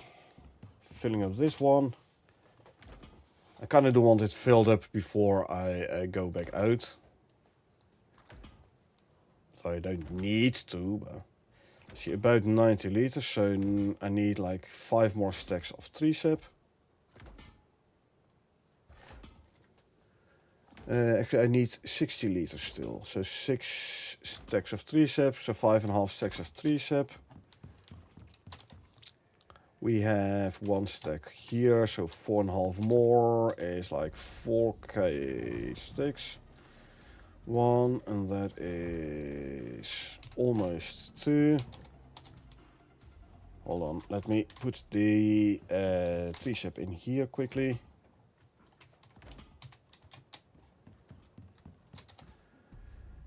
Two stacks of tree sap.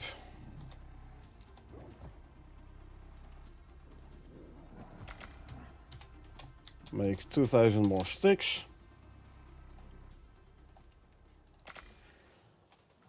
2 more stacks of tree sap. Let's grab some more fiber.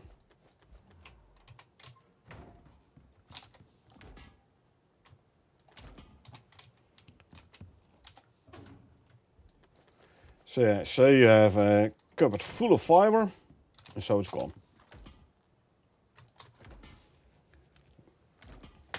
Gone in an instant. Well, instant, gone pretty quickly.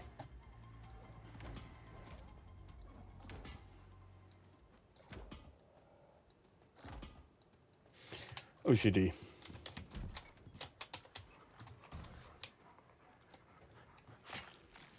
Okay, quickly skin these guys.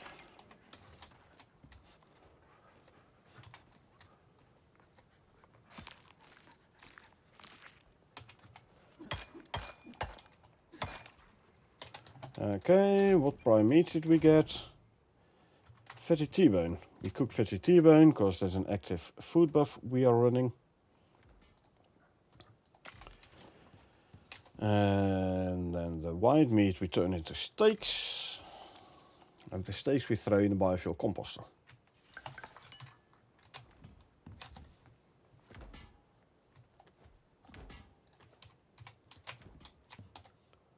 And this one can go in there. See, fur can go here. Leather to go in here. And bones we throw in here. Gonna take a while before all the sugar cube is crafted. Veggie oil. I'll throw it in the stove. Yeah, why not? There you go. Demands 18k power. Yeah, I know, not a whole lot. As you can see, I don't have a whole lot. Like, I don't have, like, if you put like all electric lights around your base, they're just gonna be some power drain there at some point. Like, okay, if the chandelier 150 and 2 basic wall lights of 150 each, a couple of Art Deco wall lights 150 each, so I don't have that many lights around. And the rest is just on benches. Like the deep freeze using 2.5k each, right? I have one for veggies, one for raw meat, and one for prepared food. There's 7.5k already. There's like almost half of my total power drain. And then, yeah, okay, here I have a couple of benches running. Like, as soon as the carpentry bench is done with crafting the sticks, it's not going to use those 2k power no more. The electric composter, when she's done crafting, another 1500, you know? Material processor, the creature deterrent definitely always on. The repair bench is an interesting one. Even though it's not used, it is still active, so you have to, like, turn it off. And then, but then you come to the bench, you're like, why can't I repair it? And oh, I have to turn it on first.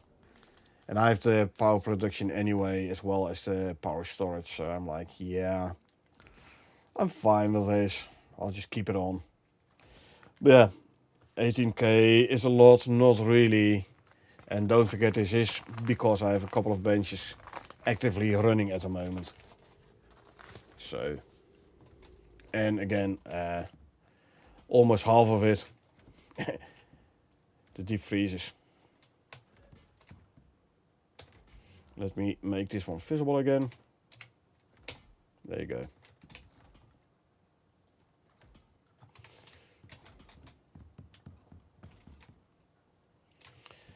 Okay, well, this one is going to be running for a little bit still. I'm going to go bad habit time. So I will be back in a couple of minutes.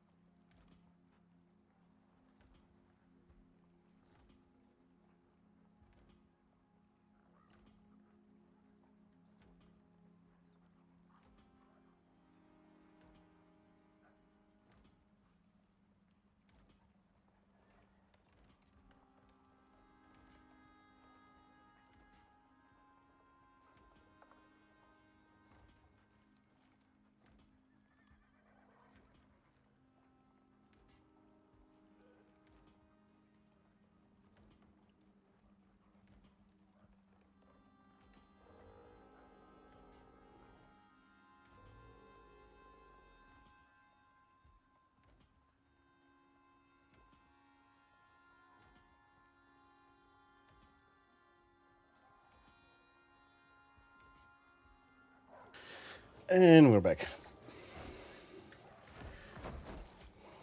Yeah, Porter is attacking my wolves. Hey, it's his own fault for attacking my wolves.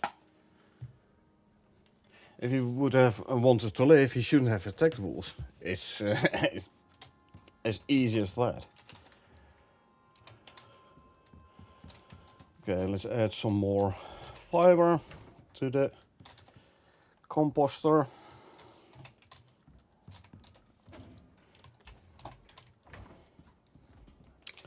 By the way, while you're on your bad habits, I had a look at stream.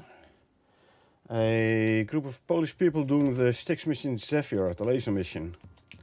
It's a rough and busy mission with all the cave worms. Nah, it's okay. Just bring a lot of ammo. That's the whole key for that mission. Bring lots of ammo.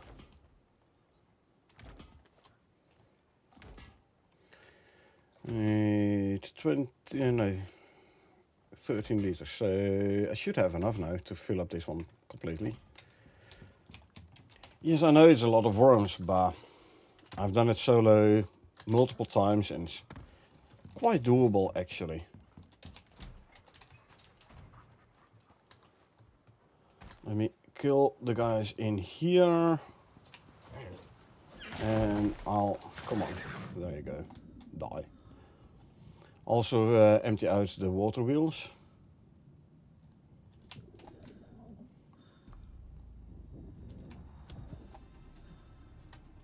And one more piranha to take out. Wait for it to lunge. I wasn't fast enough. Die already, there you go.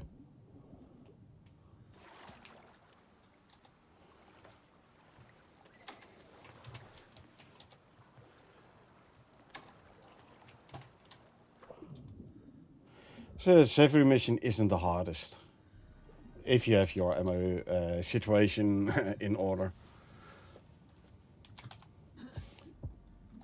Oh, I need to eat something. My mining speed is very slow, so we consume the food, drink some milk as well.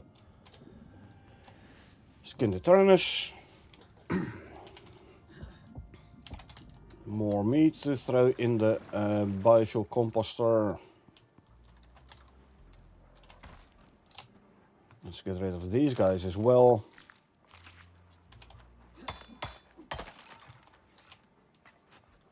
Oh, there's a jag there.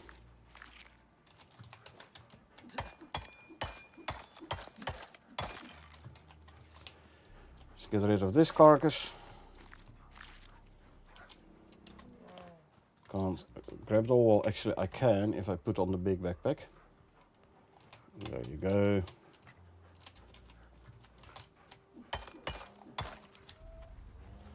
Another jag coming in.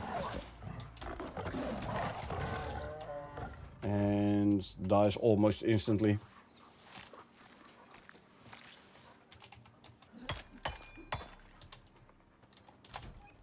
Okay. The steaks can go straight away in here. The rest I'll turn into stringy jerky. There you go. Fur. And leather. Spot plants to go in here. And then the bones we'll throw in there. We can make more crushed bone. There you go. Do we have any sticks here? Plenty. 1, 2. This is enough for 300 tree sap already.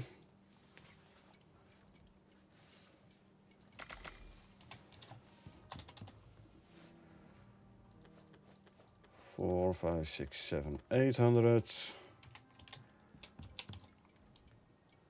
There's another stack of tree sap. And I can even queue the next one, I think. I will take this one out though. See? So it can actually put the tree sap somewhere. If I hadn't done this, the bench would not have been able to craft the tree sap because of it missing slots. Alrighty. Well, let's see. This guy. Yeah, see, it's full. Good. Can put it in the buffalo cart. That means in the morning we can go out for the next mission. Lovely. This one is pretty empty. Yes, it is indeed. We are gonna need our trail beacons. So it's a good thing we have some in store still.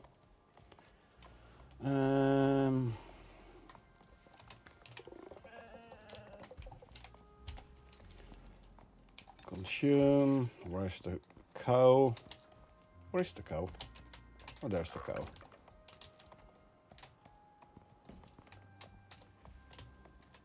I mean,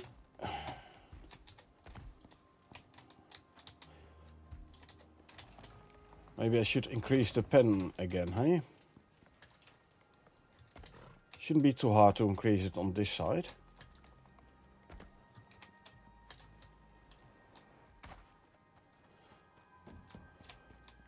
One, two, three, 4, 5, 6. I can easily.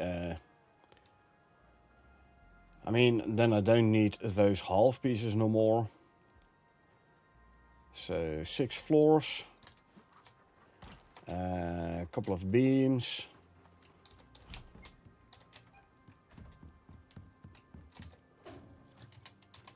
So I need more floors. This means I need more cement mix. 1, 2, 3, 400. Give me a stack of tree sap. And 800 stone. This is why I brought stone back last time I came back from the null sector.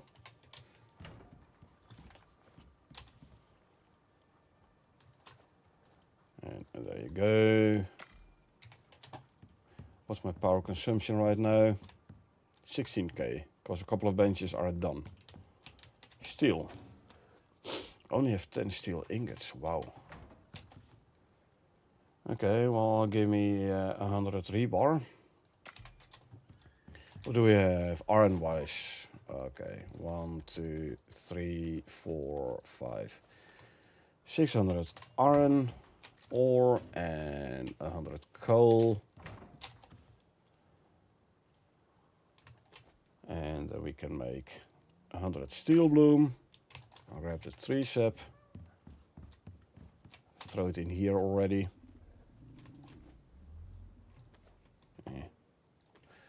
Let's see.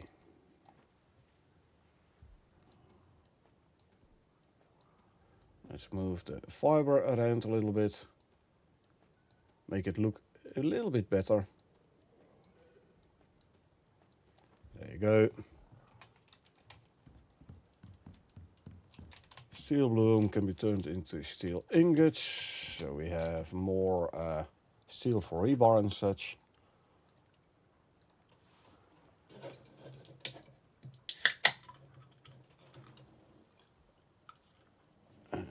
Okay, we can queue the 6 floors. Should have beams. I do. I can already place the beams.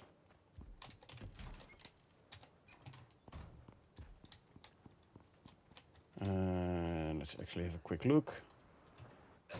Ow. Shouldn't have done that.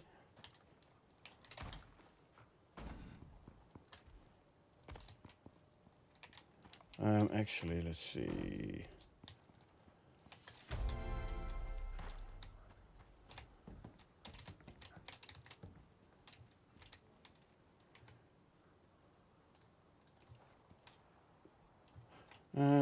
Actually, I'll extend it out this way.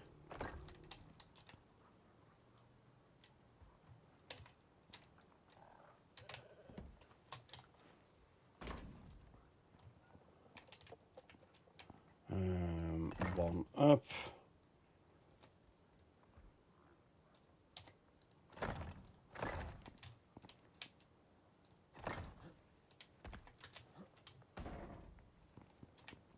You go out 1, and this is gonna work. It is not. Okay. So I'm not sure I can actually extend my pen that way.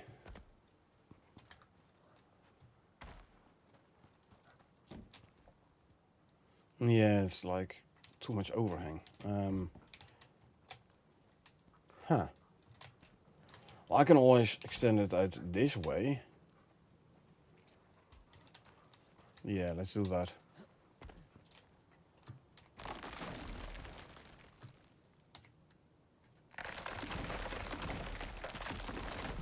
Let's do this just that.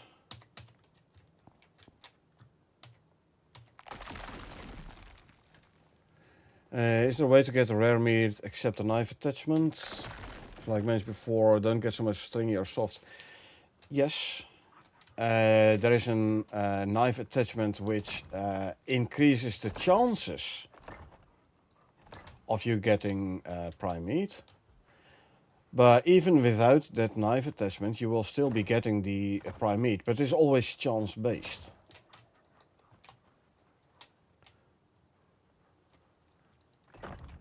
So with any knife, skinning with any knife will give you the chance of getting prime meat.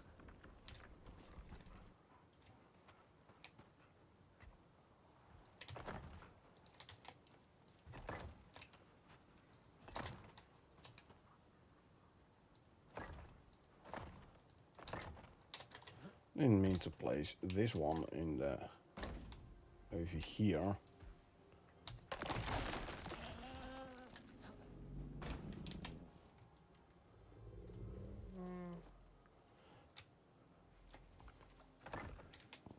Unless you drop a skinning bench, just read an Icarus fandom. Oh no. With any knife, if I skin with my normal knife, which has the electroshock attachment, so not a rare meat attachment, with any knife, even if I would craft a stone knife with no attachment, I will still have a chance of getting prime meat.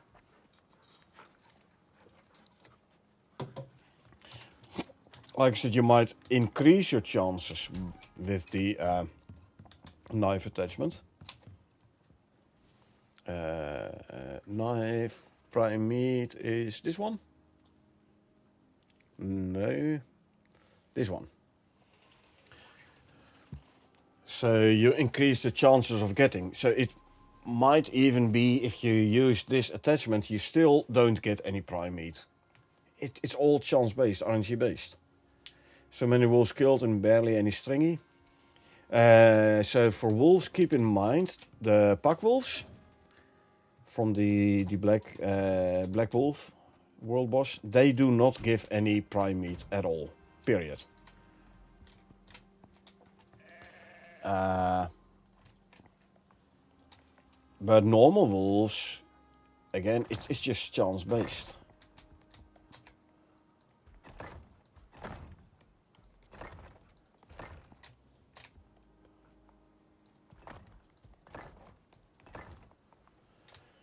And 3, 4, 5, I'm gonna need 10 floors, not 6.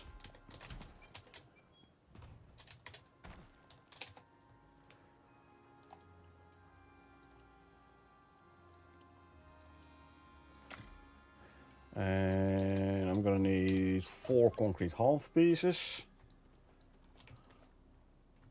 So if Icarus Fandom says you need this attachment, otherwise you don't get prime meat, that's a false claim.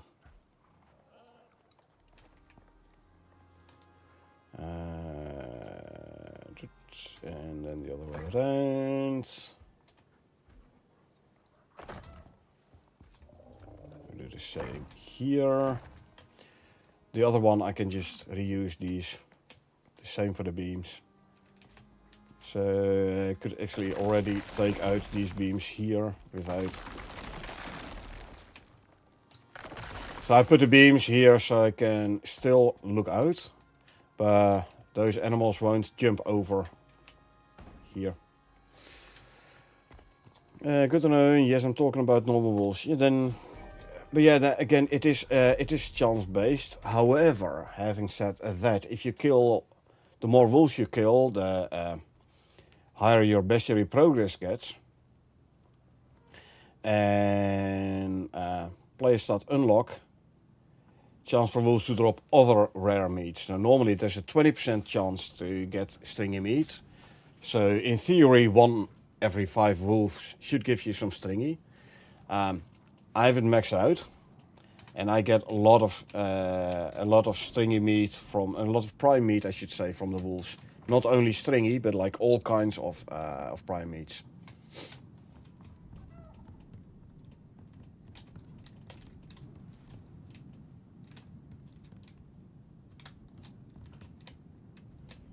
I haven't killed an Erid Striker yet, apparently. Or at least not taken his vestige. Okay. No, no Erid Striker vestige. Let's quickly craft this one. Oh yeah, and Lava Hunter. Is there trophies? I probably need to unlock it first, hey? Yeah, wasn't that on sticks? Oh no, I am. I just had to unlock them. Oh, cool. I can make some Lava Hunter trophies now as well. Nice.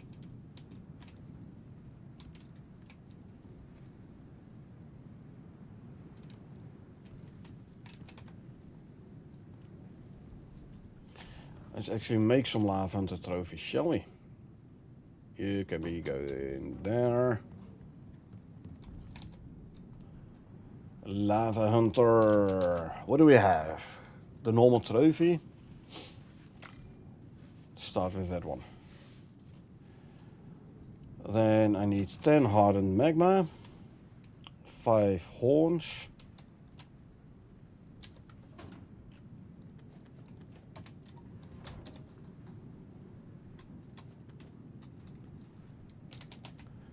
and 5 gold Warforce screws.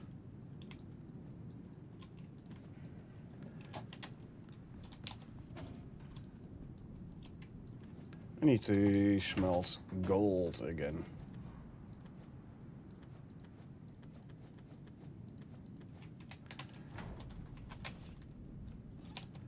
You go start smelt gold.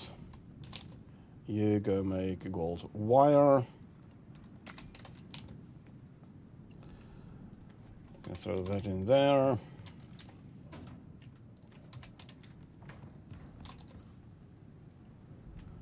Steel bloom should be finished by now. Yeah, see, steel bloom. Lovely. Oh, there was still 50 steel ingots there. Don't matter. Always good to have them. Give me my floors. What is this? Severe winds, orange storm. Don't care.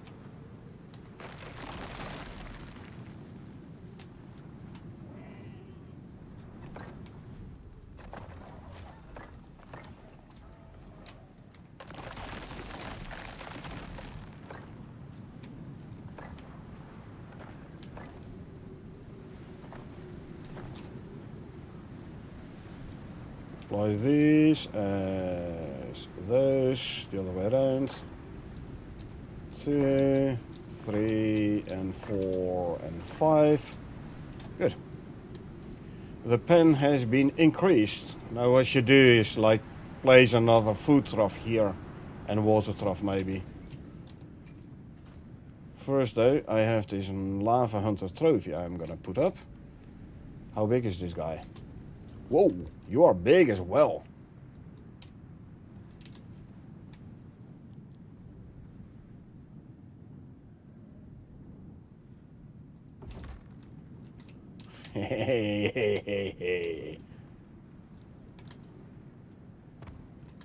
I wonder I really give light in the dark. Anyway, the gold wire. I can make the display. Good. These we can throw back there.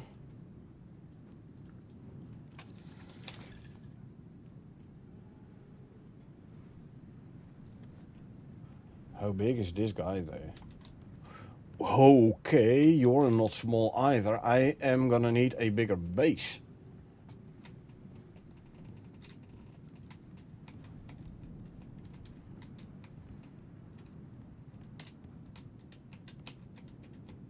Come on, I saw it green here for a moment.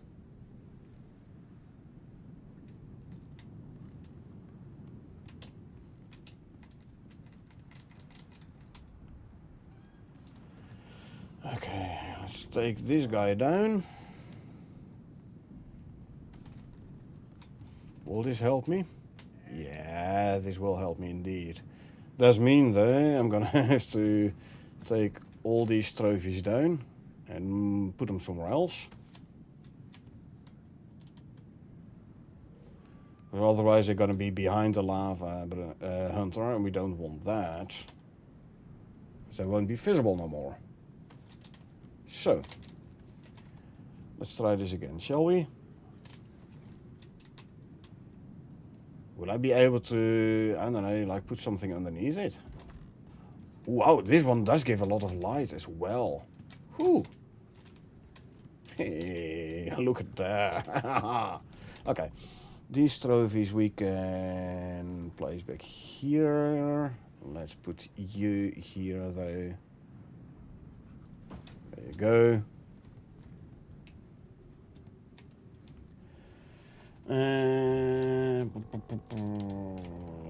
Maybe place some trophies behind this guy here.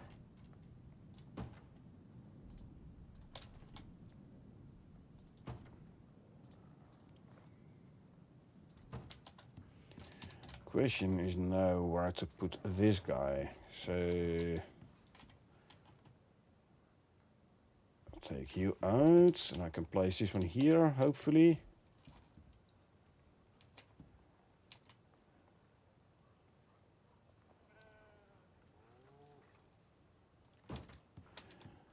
Okay. Then we can place this guy in between here. My trophy room all of a sudden feels a bit cramped, you know? And what do we need here? 5, 5, 6 ingots, iron ingots.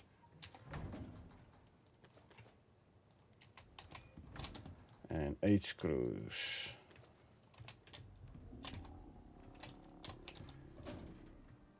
Four, 5, 6.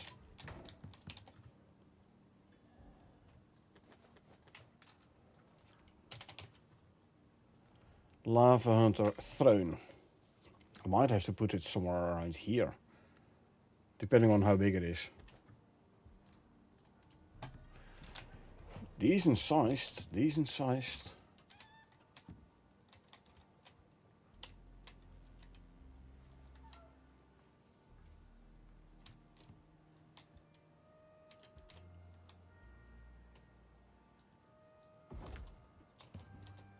Oh, you can actually sit in it, hey? Oh man. Okay, next Prometheus base I definitely need a way bigger trophy room. So don't build out over a canyon.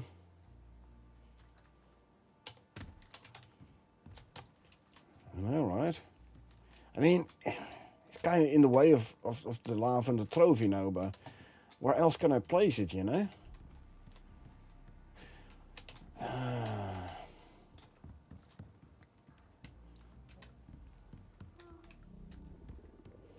Like I said, it blocks a few of the lava and the trophy, but...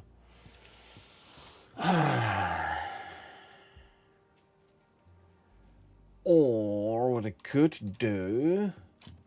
Let me see how this is gonna look. If I grab this guy and I say... Put you down... Oh no, this is gonna be too high. Or is it? Hold on. There I can place it. Yeah, it's too high, you know. Not as impressive anymore as it is when it's lower. That would mean I can maybe put it in here if I take these out. Those I can place behind here. If I pick this one up, place it in the corner here, will I be able to? No, I'd have to move this one. Okay. Grab you.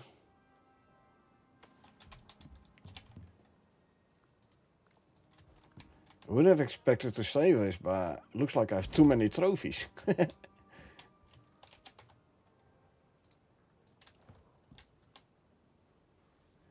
And I can place this one here against the back wall.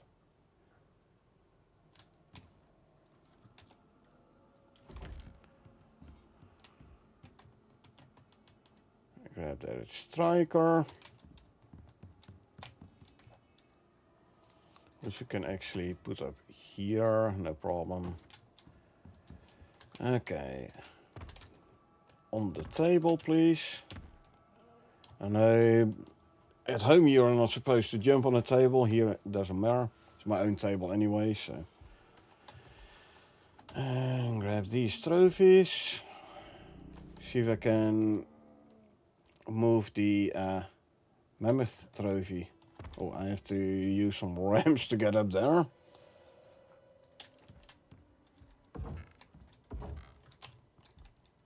Can I get to it? Yeah, ruimtest trophy. Good.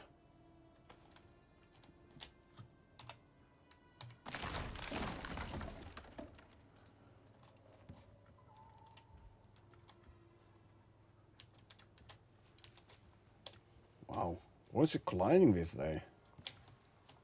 Isn't these guys, is it?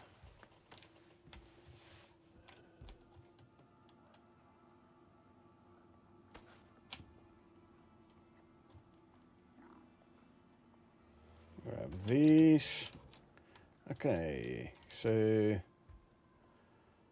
I can put it down there. Ooh, okay. Then I just have to place these guys somewhere over here.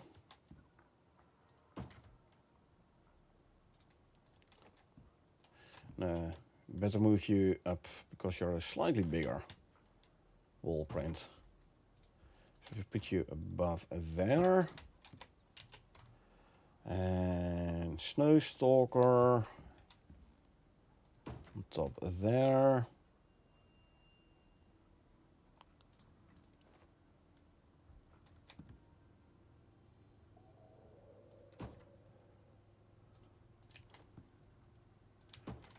And I'll put you in between here. Where can I shove this one in? Oh, you can go here. Good. There you go. Okay, I have all my trophies back up. Man, there's a lot of light coming from this guy, man. And a bit from that one. Not really much from this one, I think, but this one gives too much light. This is a normal light source for in your basement. So we have snow and fire now. Cool. Me likey. Okay, now where was I working on actually? Oh yeah. Steel Bloom, yeah, let me quickly sleep, make it daytime again, cause another tier 4 food trough and a water trough.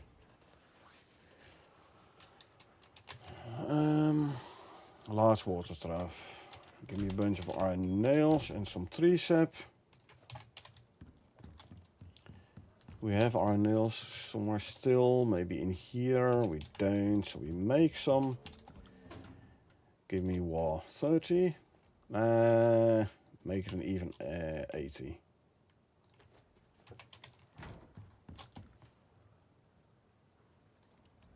Iron nails.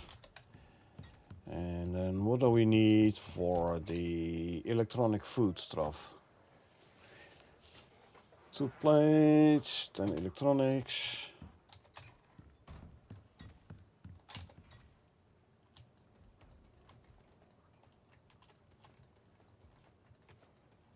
2 plates is 6.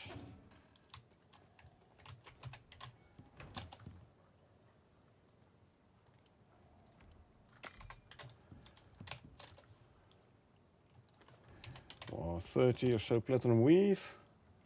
Ooh, we're low on platinum weave again.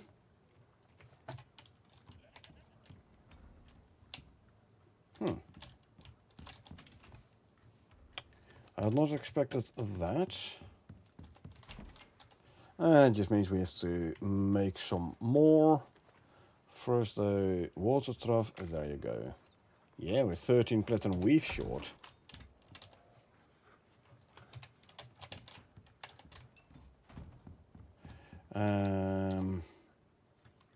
Okay. Then let's make some platinum weave. Let's grab some fiber.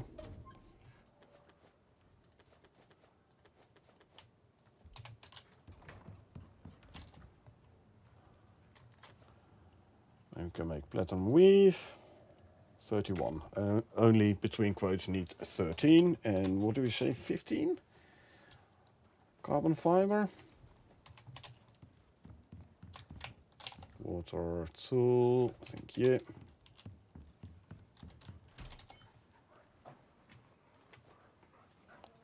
Yeah, 15 carbon fiber. Okay, let's place the water trough.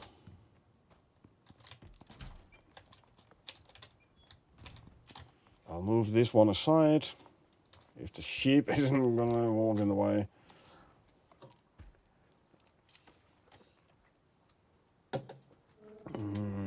No dinner's ordered, will arrive in about 30. Nice. Why is the sheep wanting to walk where I want to put the bed? Anyway, put water trough, say, here a bit. They still have a bit of room to walk around. Now we have to hook it up.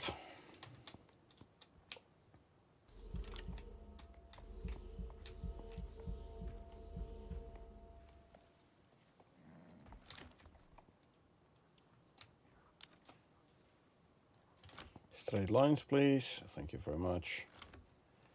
To the corner and then around.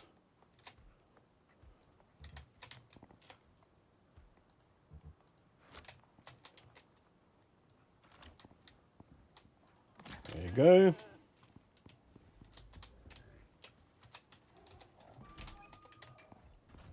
Do we have 13 platinum weave ready? Easily. So this one will swap over for the power tool. Then let's grab this one here. What's dinner for me for today? Toby knows. Toby knows my schedule. I'm gonna be frikadellen speciaal.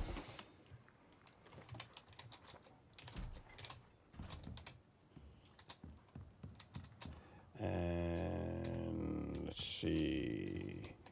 Grab a worker bee.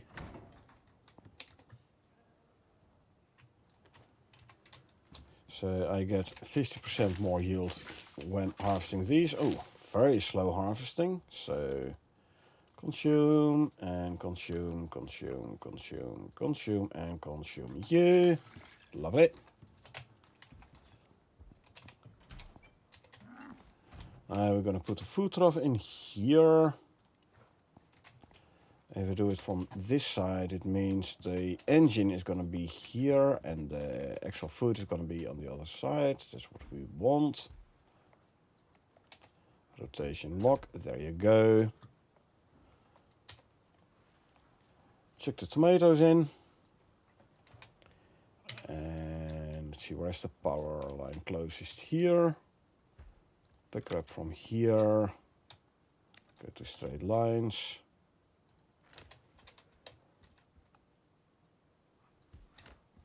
Let's come across.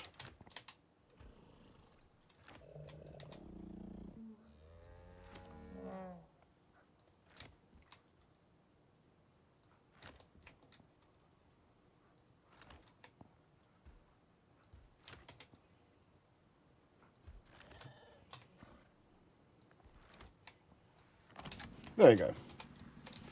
So, this means my mines should spread out a little bit more. Because they're no longer all gonna gather around these food and water troughs. But they should be getting some food and water there as well. Let me help them a little bit. I'll bring those two over myself. There you go.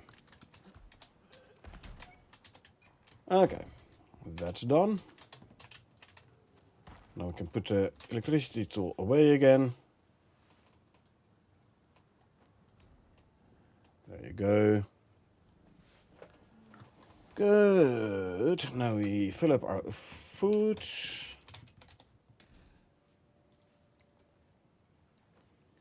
Yeah, and grab some of this, some of that. I have stingy jerky here. Let's salt it, which will, by the way, reset the spoil timer completely, so that's good. And this one goes there. Yeah.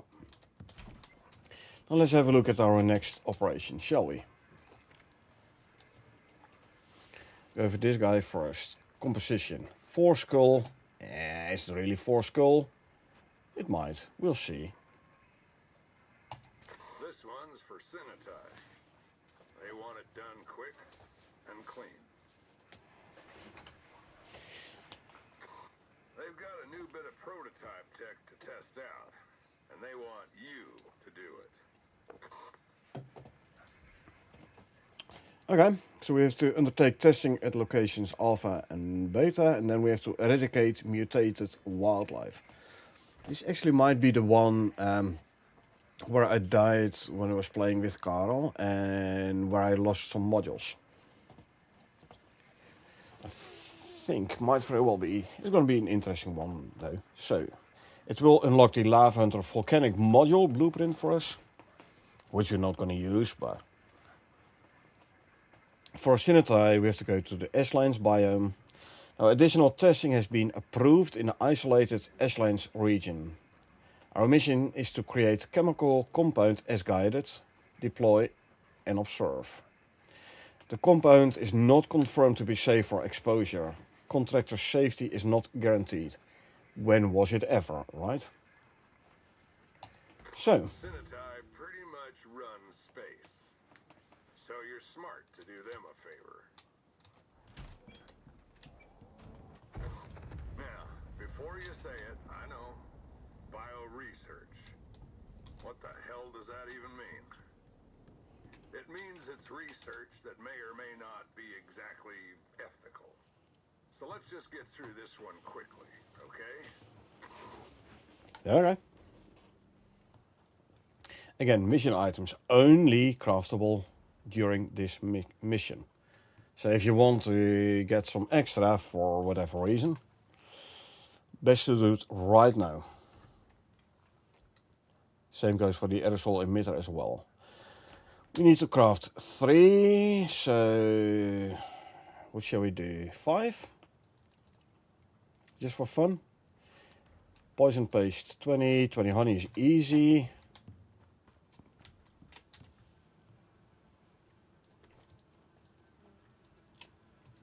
There, met 20 honey. Poison paste is easy enough as well. All we need is spoiled meat and sulfur. We need how many? 20 of those as well, I believe, eh? 4 times 5, yeah, 20. So that's 40 spoiled meat.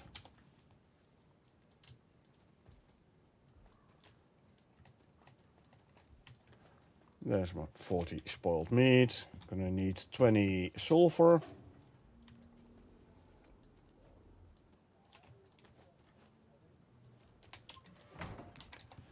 And then we can make 20 poison paste. Good.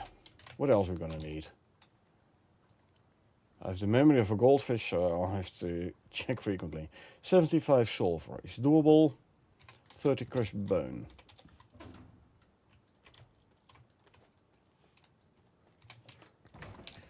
Luckily I have some crushed bone.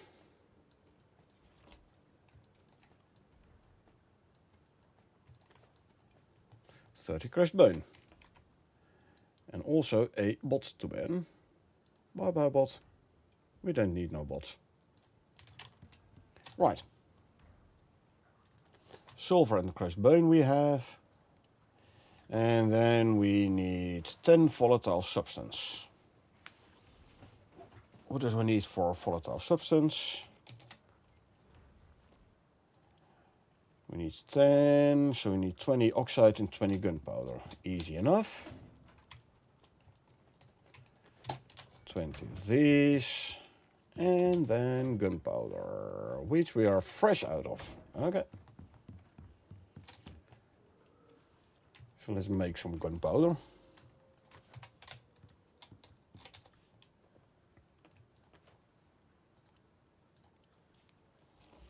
$650, the first 20 I'm gonna grab for the volatile substance. I know I could have made it with oxide and guano as well, but I'll just go for the classic recipe.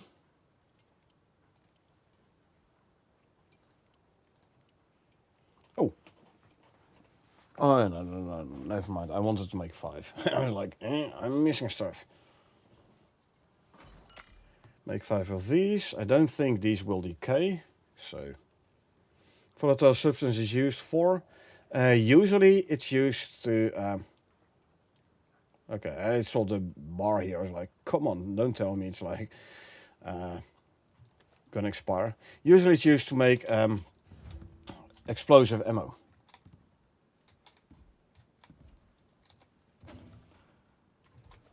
You make explosive ammo with it. Where did my canteens go? Oh, did I need... Huh. Yeah, right, forgot. Yeah.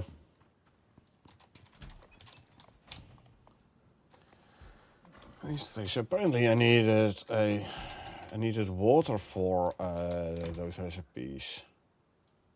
In the chemistry for the liquid. I still have luriforms. Anyway, that means I now have to fill these back up. Grab 10 ice. So I can make ice water again.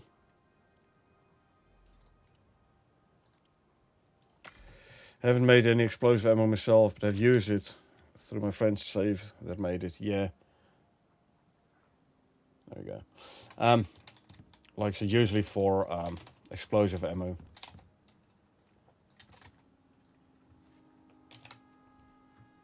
As you can see. Do keep in mind, if you craft volatile substance, it will decay. And then it turns into inert volatile substance. The only thing where you can use inert volatile substance is to make the progenitive fertilizer. Gives you less yield, but more seeds. As in, no yield at all. If you put it in a crop plot, you won't get any plant from the plant, but you will get seeds. Anyway, aerosol emitters. Shall we make a 5 for here as well? I need... Oh, come on. Eh? So, hold on. Do I now have to use... Use liquid solution to make the aerosol emitter and then still put liquid solution in? Then, no. That can't be true. No, can't. No way. Because the recipe is gone from here. They said make 3, so you just need a 3 for making the emitters. Okay, gotcha. Well, that does mean if I want to make more, and which I do, I have to put all 5 in here. I have 5 indeed, but like it said craft 3, and now it says craft 3 aerosol emitters. So I was like, okay, but if I need to use the liquid solution to both craft the emitter and then like put it in the emitter as well, it wouldn't have made sense, because then it would have told me to make more. So if I want to make 5 of these, what do I need? 40 aluminum ingots, 100 iron ingots. 40 aluminum ingots. Where's my aluminum ingots? There. I'm sure they've been thinking that through when they made the quest. They rather. They better. I need 10 plates, so that's 30 ingots.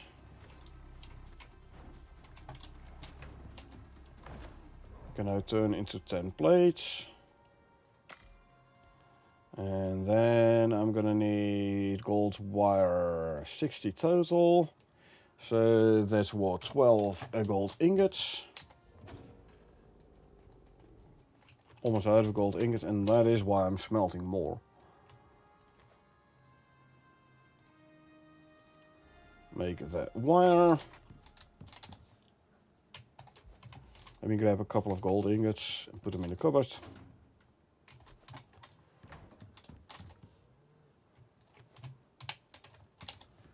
Because I'm starting to run low on electronics again.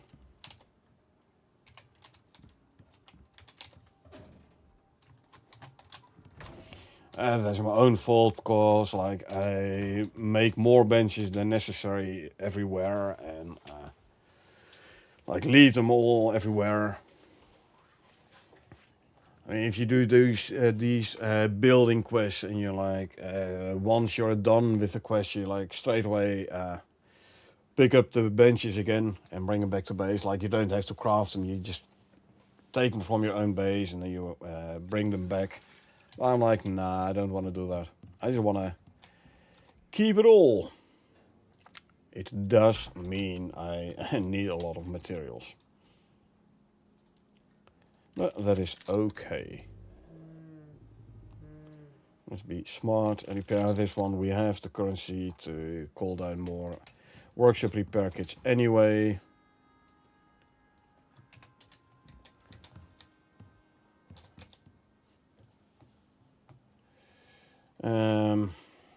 Now I hope one thing, and that is that these guys won't need any power source. I mean, I do have... Never mind, I do have... Okay. Oh, they do. Let's get this show I have wind rolling. turbines, though. I have wind turbines.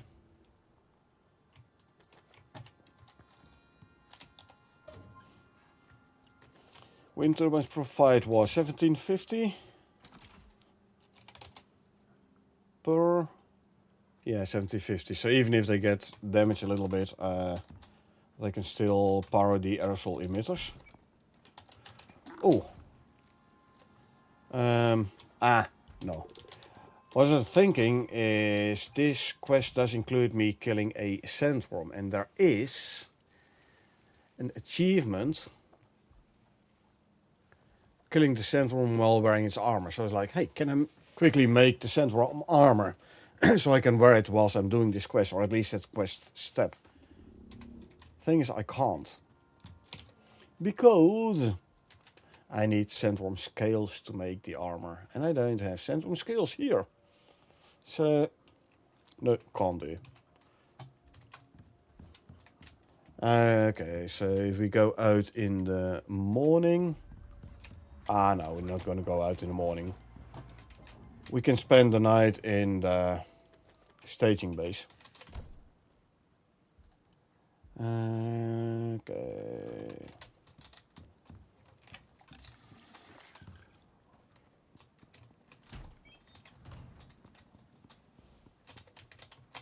This one is filled up again. Lovely. Socrates, my friend, we are going for a trip. Starting to run low on my animal food again, eh?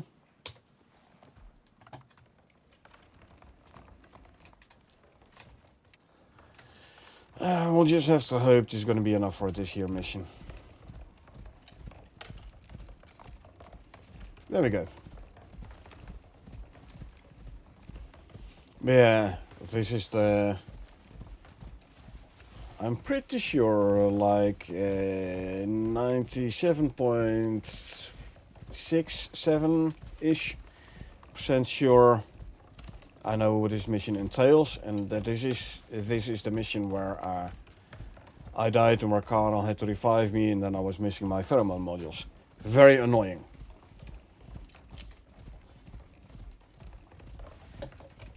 Stuck in the middle of the null sector with no pheromone modules.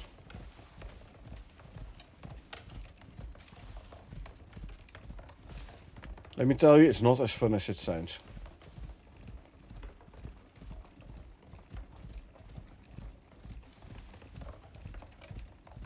Anyway, let's head for location Alpha.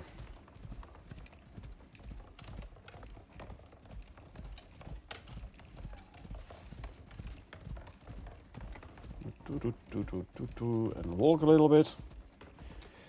What's my weight situation? Could I? Let's try. Shall we? Do I have even? No, I think like maybe I have a fourth pheromone module on me.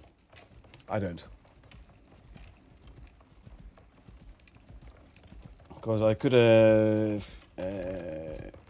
gotten a little bit more speed on these guys. On this guy. I was 3% more or something.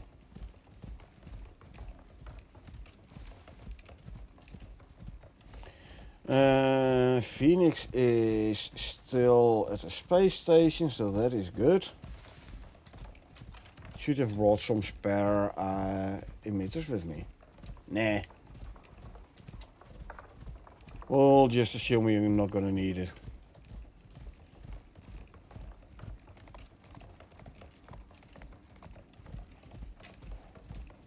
If the mission says you need 3, normally you shouldn't need more than 3. So it was fun yesterday, during yesterday's session, where I played the Ironclad mission with Carl. So the location next to base where we had to put those plates down. We were the talent mission in Styx, yeah. So we were playing around there with our new flamethrowers. We both got a flamethrower there, down there, the legendary one, and playing around with the alternate fire mode and stuff. And all of a sudden, I noticed the plates at the location next to our base in the center of the map, where we had placed all 3 already. They were in an overflow bag on the ground. So we could pick them up. And like we only needed 3 more plates. So this kinda... we kinda cheesed it that way. Like somehow they ended up in an overflow bag on the ground. So we just picked them up and brought them to the other locations and used them there. I still have no idea how they ended up in an overflow bag on the ground though. Because at the other 2 locations we tried to replicate this. Like, hey, can we somehow, like, I don't know, take them out, damage them, whatever. But the ones in the overflow bag had not taken any damage at all. And when we were using our flamethrowers on the other 2 locations, those plates did actually take damage, and quite a bit of damage. So no idea how they ended up on the ground in an overflow bag, but we were like, you know, the game is giving us a break here. Well, let's make use of it. It saves us at least 2 hours waiting for the next ones to drop down. Because that base isn't really, like, We rushed that base primarily for the Great Hunts. So we hadn't done a whole lot in resource gathering and electric drills and such. So not a whole lot of resources in that base. So we're basically just waiting for the next spot with the next plate to drop. So yeah, this game giving us the plates did save us a couple of hours of gameplay. It's the first time I've actually seen that happen. So I have no idea how... yeah, unless you craft them indeed, but they're very expensive. Now, in my 6 open world run, I did craft them all myself. I had the resources in my base anyway, because I had been collecting tons of resources already with all the electric drills and everything. So I just straight away crafted them, ran out and placed them. But in our co-op open world, like I said, the base was primarily made for doing the Great Hunts, and we rushed it. And there's not a whole lot of resource gathering going around there. We're still running partially with biofuel drills. So yeah, we didn't have the resources to craft them all.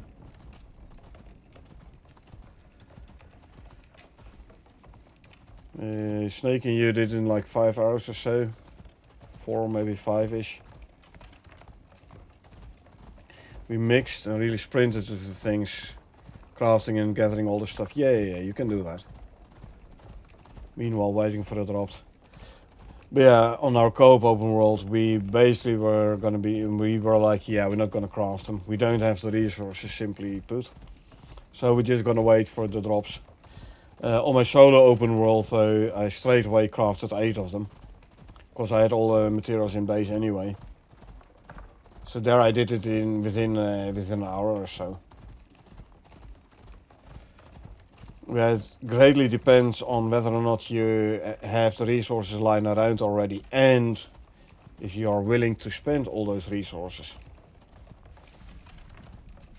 Because if you wait long enough, they will drop. All of them will drop. So then the question is, what do you want? Spend the resources or do you want to spend the time? One of the two. And on my solo one, I was like, okay, I'm gonna spend the resources. And on our cope, we were like, okay, we're gonna spend the time. And Scaling you decided to go somewhere in between, spend some time and some resources. They're all valid strategies. 9 hours in total for the whole mission. On our co-op. Possibly, I don't know. I haven't really kept track of it. For that particular mission on my solo, I did it, I believe, within an hour. But again, that is because I decided to spend all the materials. Hold on. No, of course, I have to go across the second bridge. With all the drops. The first one is dropping straight away. Or almost straight away. And then you have to wait another 8 hours for the next 8 to drop. 60 minutes per drop. And the counter actually starts counting as soon as the pod lands. Not as soon as you grab the plate from the pod, but as soon as the pod lands. In the background, the count is going to start already. So if you wait for like 30 minutes before you take it out, then you have a 30-minute timer. If you take it out straight away, then you have a 60-minute timer. But all in all, it will be 60 minutes between the drops. So that would mean just a bit over 8 hours for the entire mission. If you wait for the drops, purely wait for the drops. Or like 3 hours less, if the game gives you a couple of them plates back.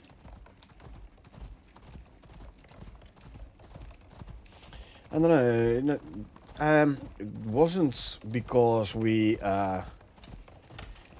like ended the stream and then continued the week after. No, because I distinctively remember the place being there when we were trying out our flamethrowers. Heck, we might even have placed a third one during yesterday's stream.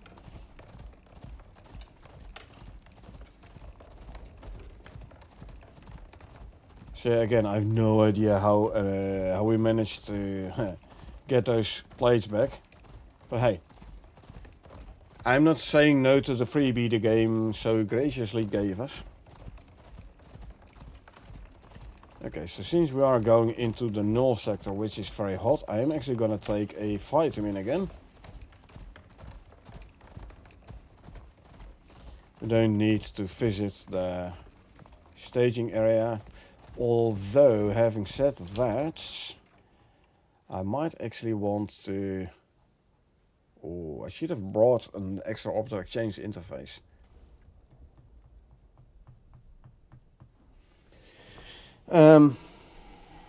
Yeah, I think I'm gonna leave this one here actually. So if I do die, I can respawn here, call in the MOA, and go from there. The only thing is, there is no storage location here for me to place the saddle in, so...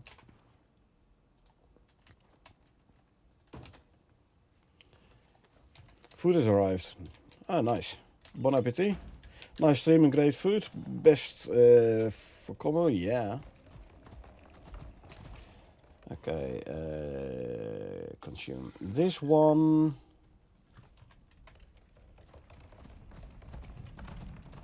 The minus 15. Oh yeah, I said I wanted to grab a vitamin pill as well. There we go. Into the null sector we go.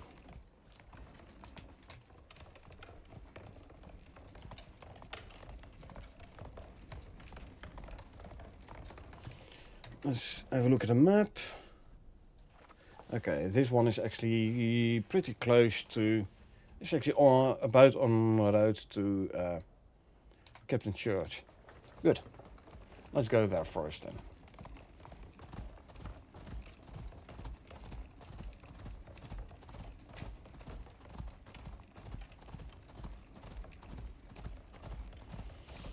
Hello for the null sector.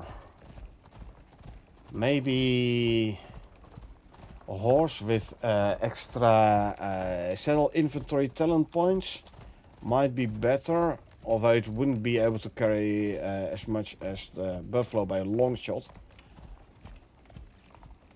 But at least it would give you more speed than the buffalo, yet more inventory slots than a MOA. So I don't know, maybe Tyrannus would be an acceptable alternative here.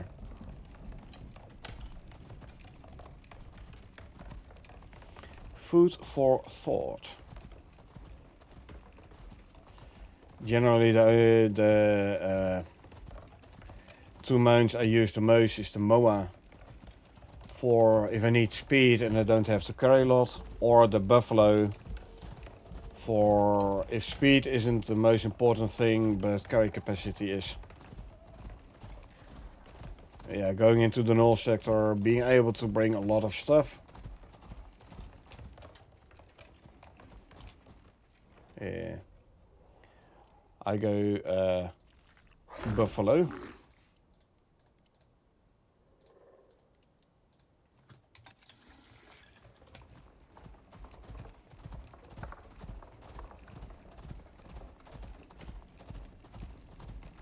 Don't mind me, I'm just passing by.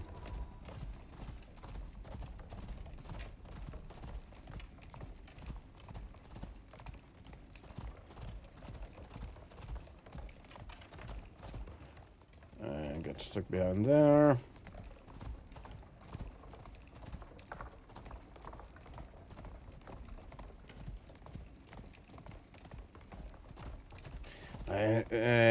Imagine dropping into the null sector with a level 0 character and no space gear. I'm not sure I would be able to survive that. Because there's like no resources around here.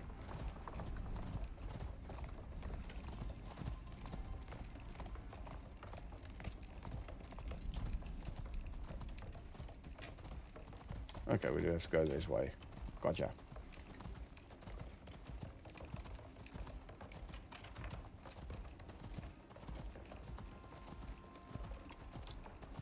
I would say that's gonna be a challenge. Sure be a challenge indeed. Yeah. Like I said, not one I think I'll be able to take on though.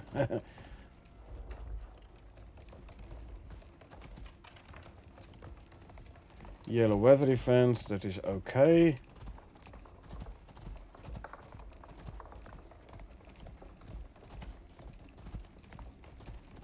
Can handle a bit of weather exposure.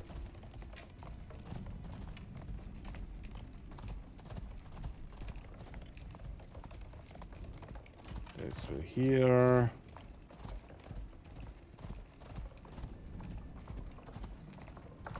We keep to the right.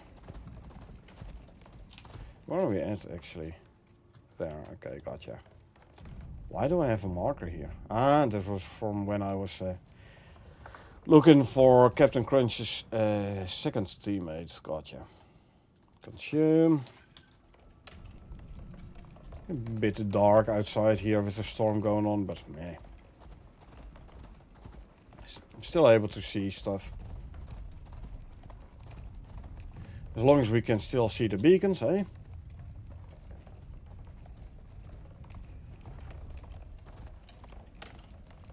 Come on.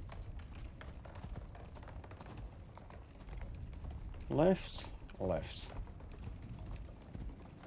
Yep, come on. There you go.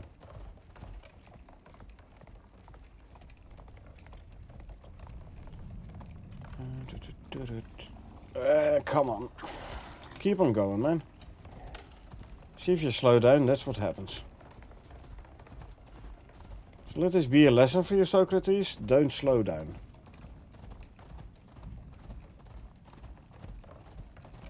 Nice and open ground, so we can walk a bit to regen some stam.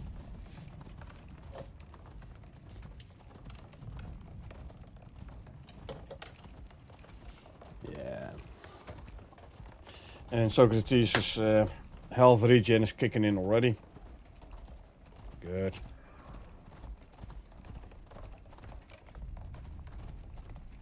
Come on.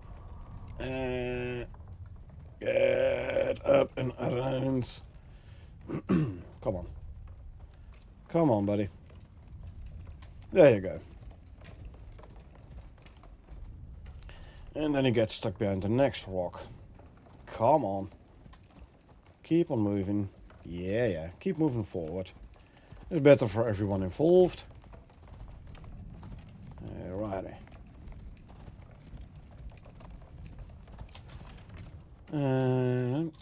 Okay. Let's go towards the stairs. It's 1800, so we'll actually go straight to Captain Church's outpost and we'll sleep there.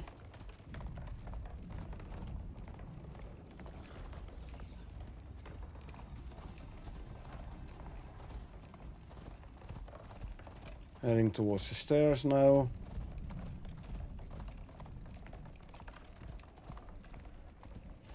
As you have a lot of time and resources on your hands, you can actually make an elevated way here, elevated path.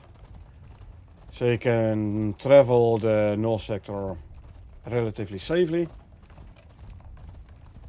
But yeah, like I said, if you have a lot of time and materials on your hands. Get you. Okay, you're out of food. Your food must run out, I should say. So eat some of that. And eat some of that. Your water is still fine. 52%.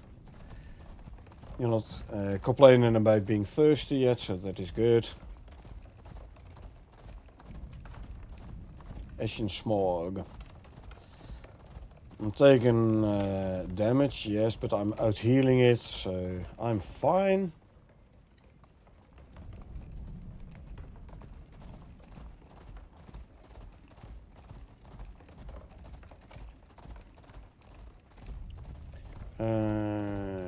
Let's try to not miss the split up off towards Captain Church's team.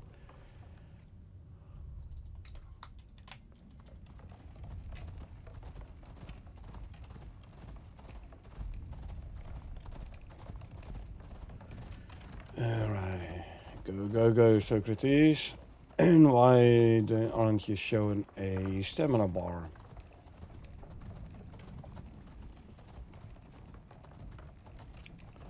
So annoying.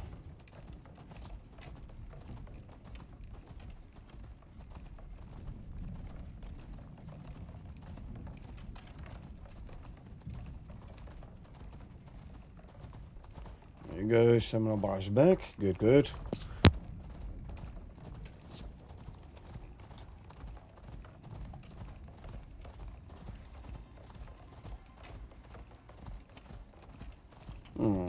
Actually, there's one of the locations where we have to put one of the aerosol emitters down, so we could as well do it already.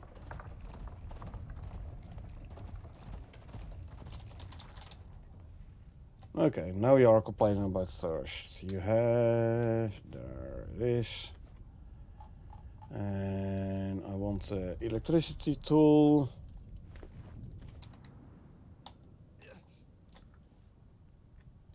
And what was here? Oh yeah, the thing.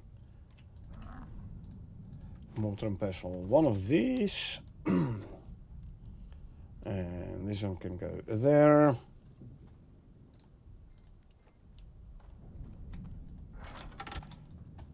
I know for a fact there's going to be some wildlife around there, so I'm actually going to place the wind turbine on this side. Let's not forget to drink something.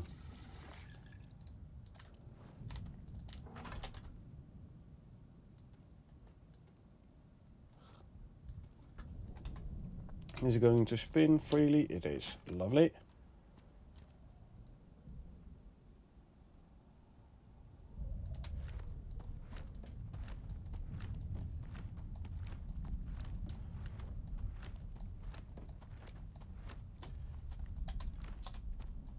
There you go. Okay, station's running. Let's go to Captain Church. You're doing good. Time to move on. Oh yeah, Next marker should be on your map. I'm moving on. No worries there. Don't you worry, I'll be moving.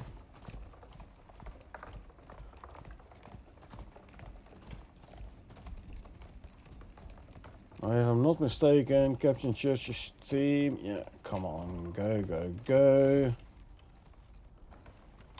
Don't really want to use my lantern. But I might have to, because I can't see anything around here. And my buffalo is very adamant of getting himself stuck behind every single little pebble, as usual.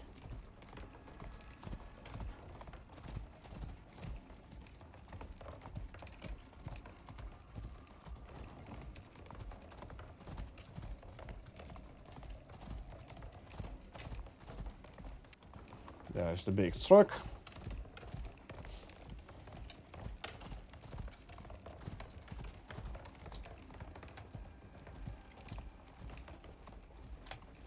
Ah.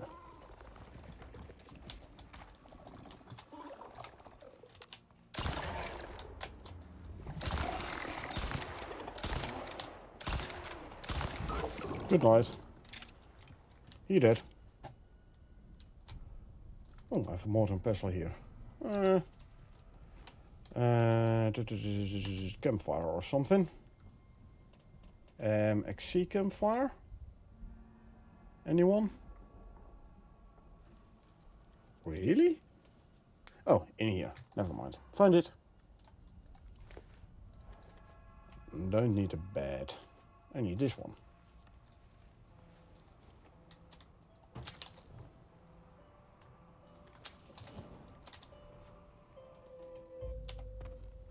There we go. Turn you off. And grab this. Which we can now put back into there. Drink. This one can go back there. Oh.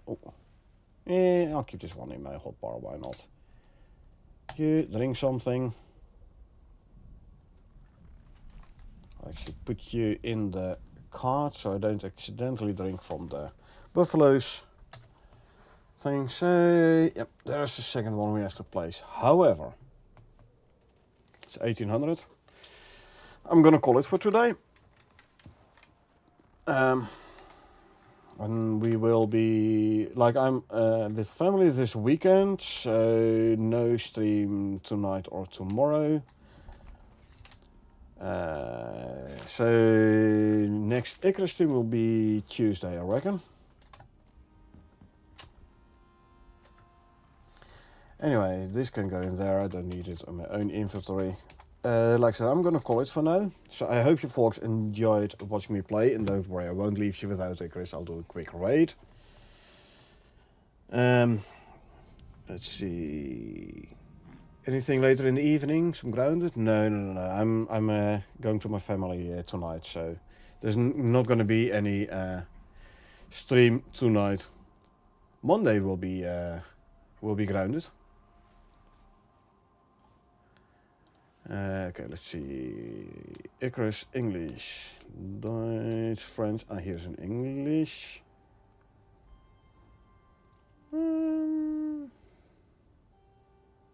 Okay, let's have a quick look here. Yeah, sure. We can visit this person.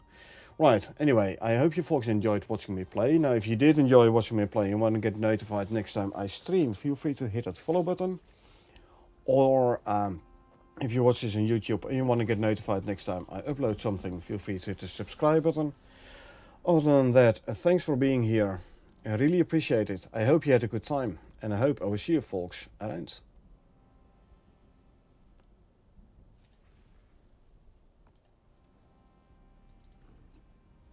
You know if you crouch when you shoot them, you get a stealth bonus, right? The first time you hit them. Oh, really? Mm-hmm.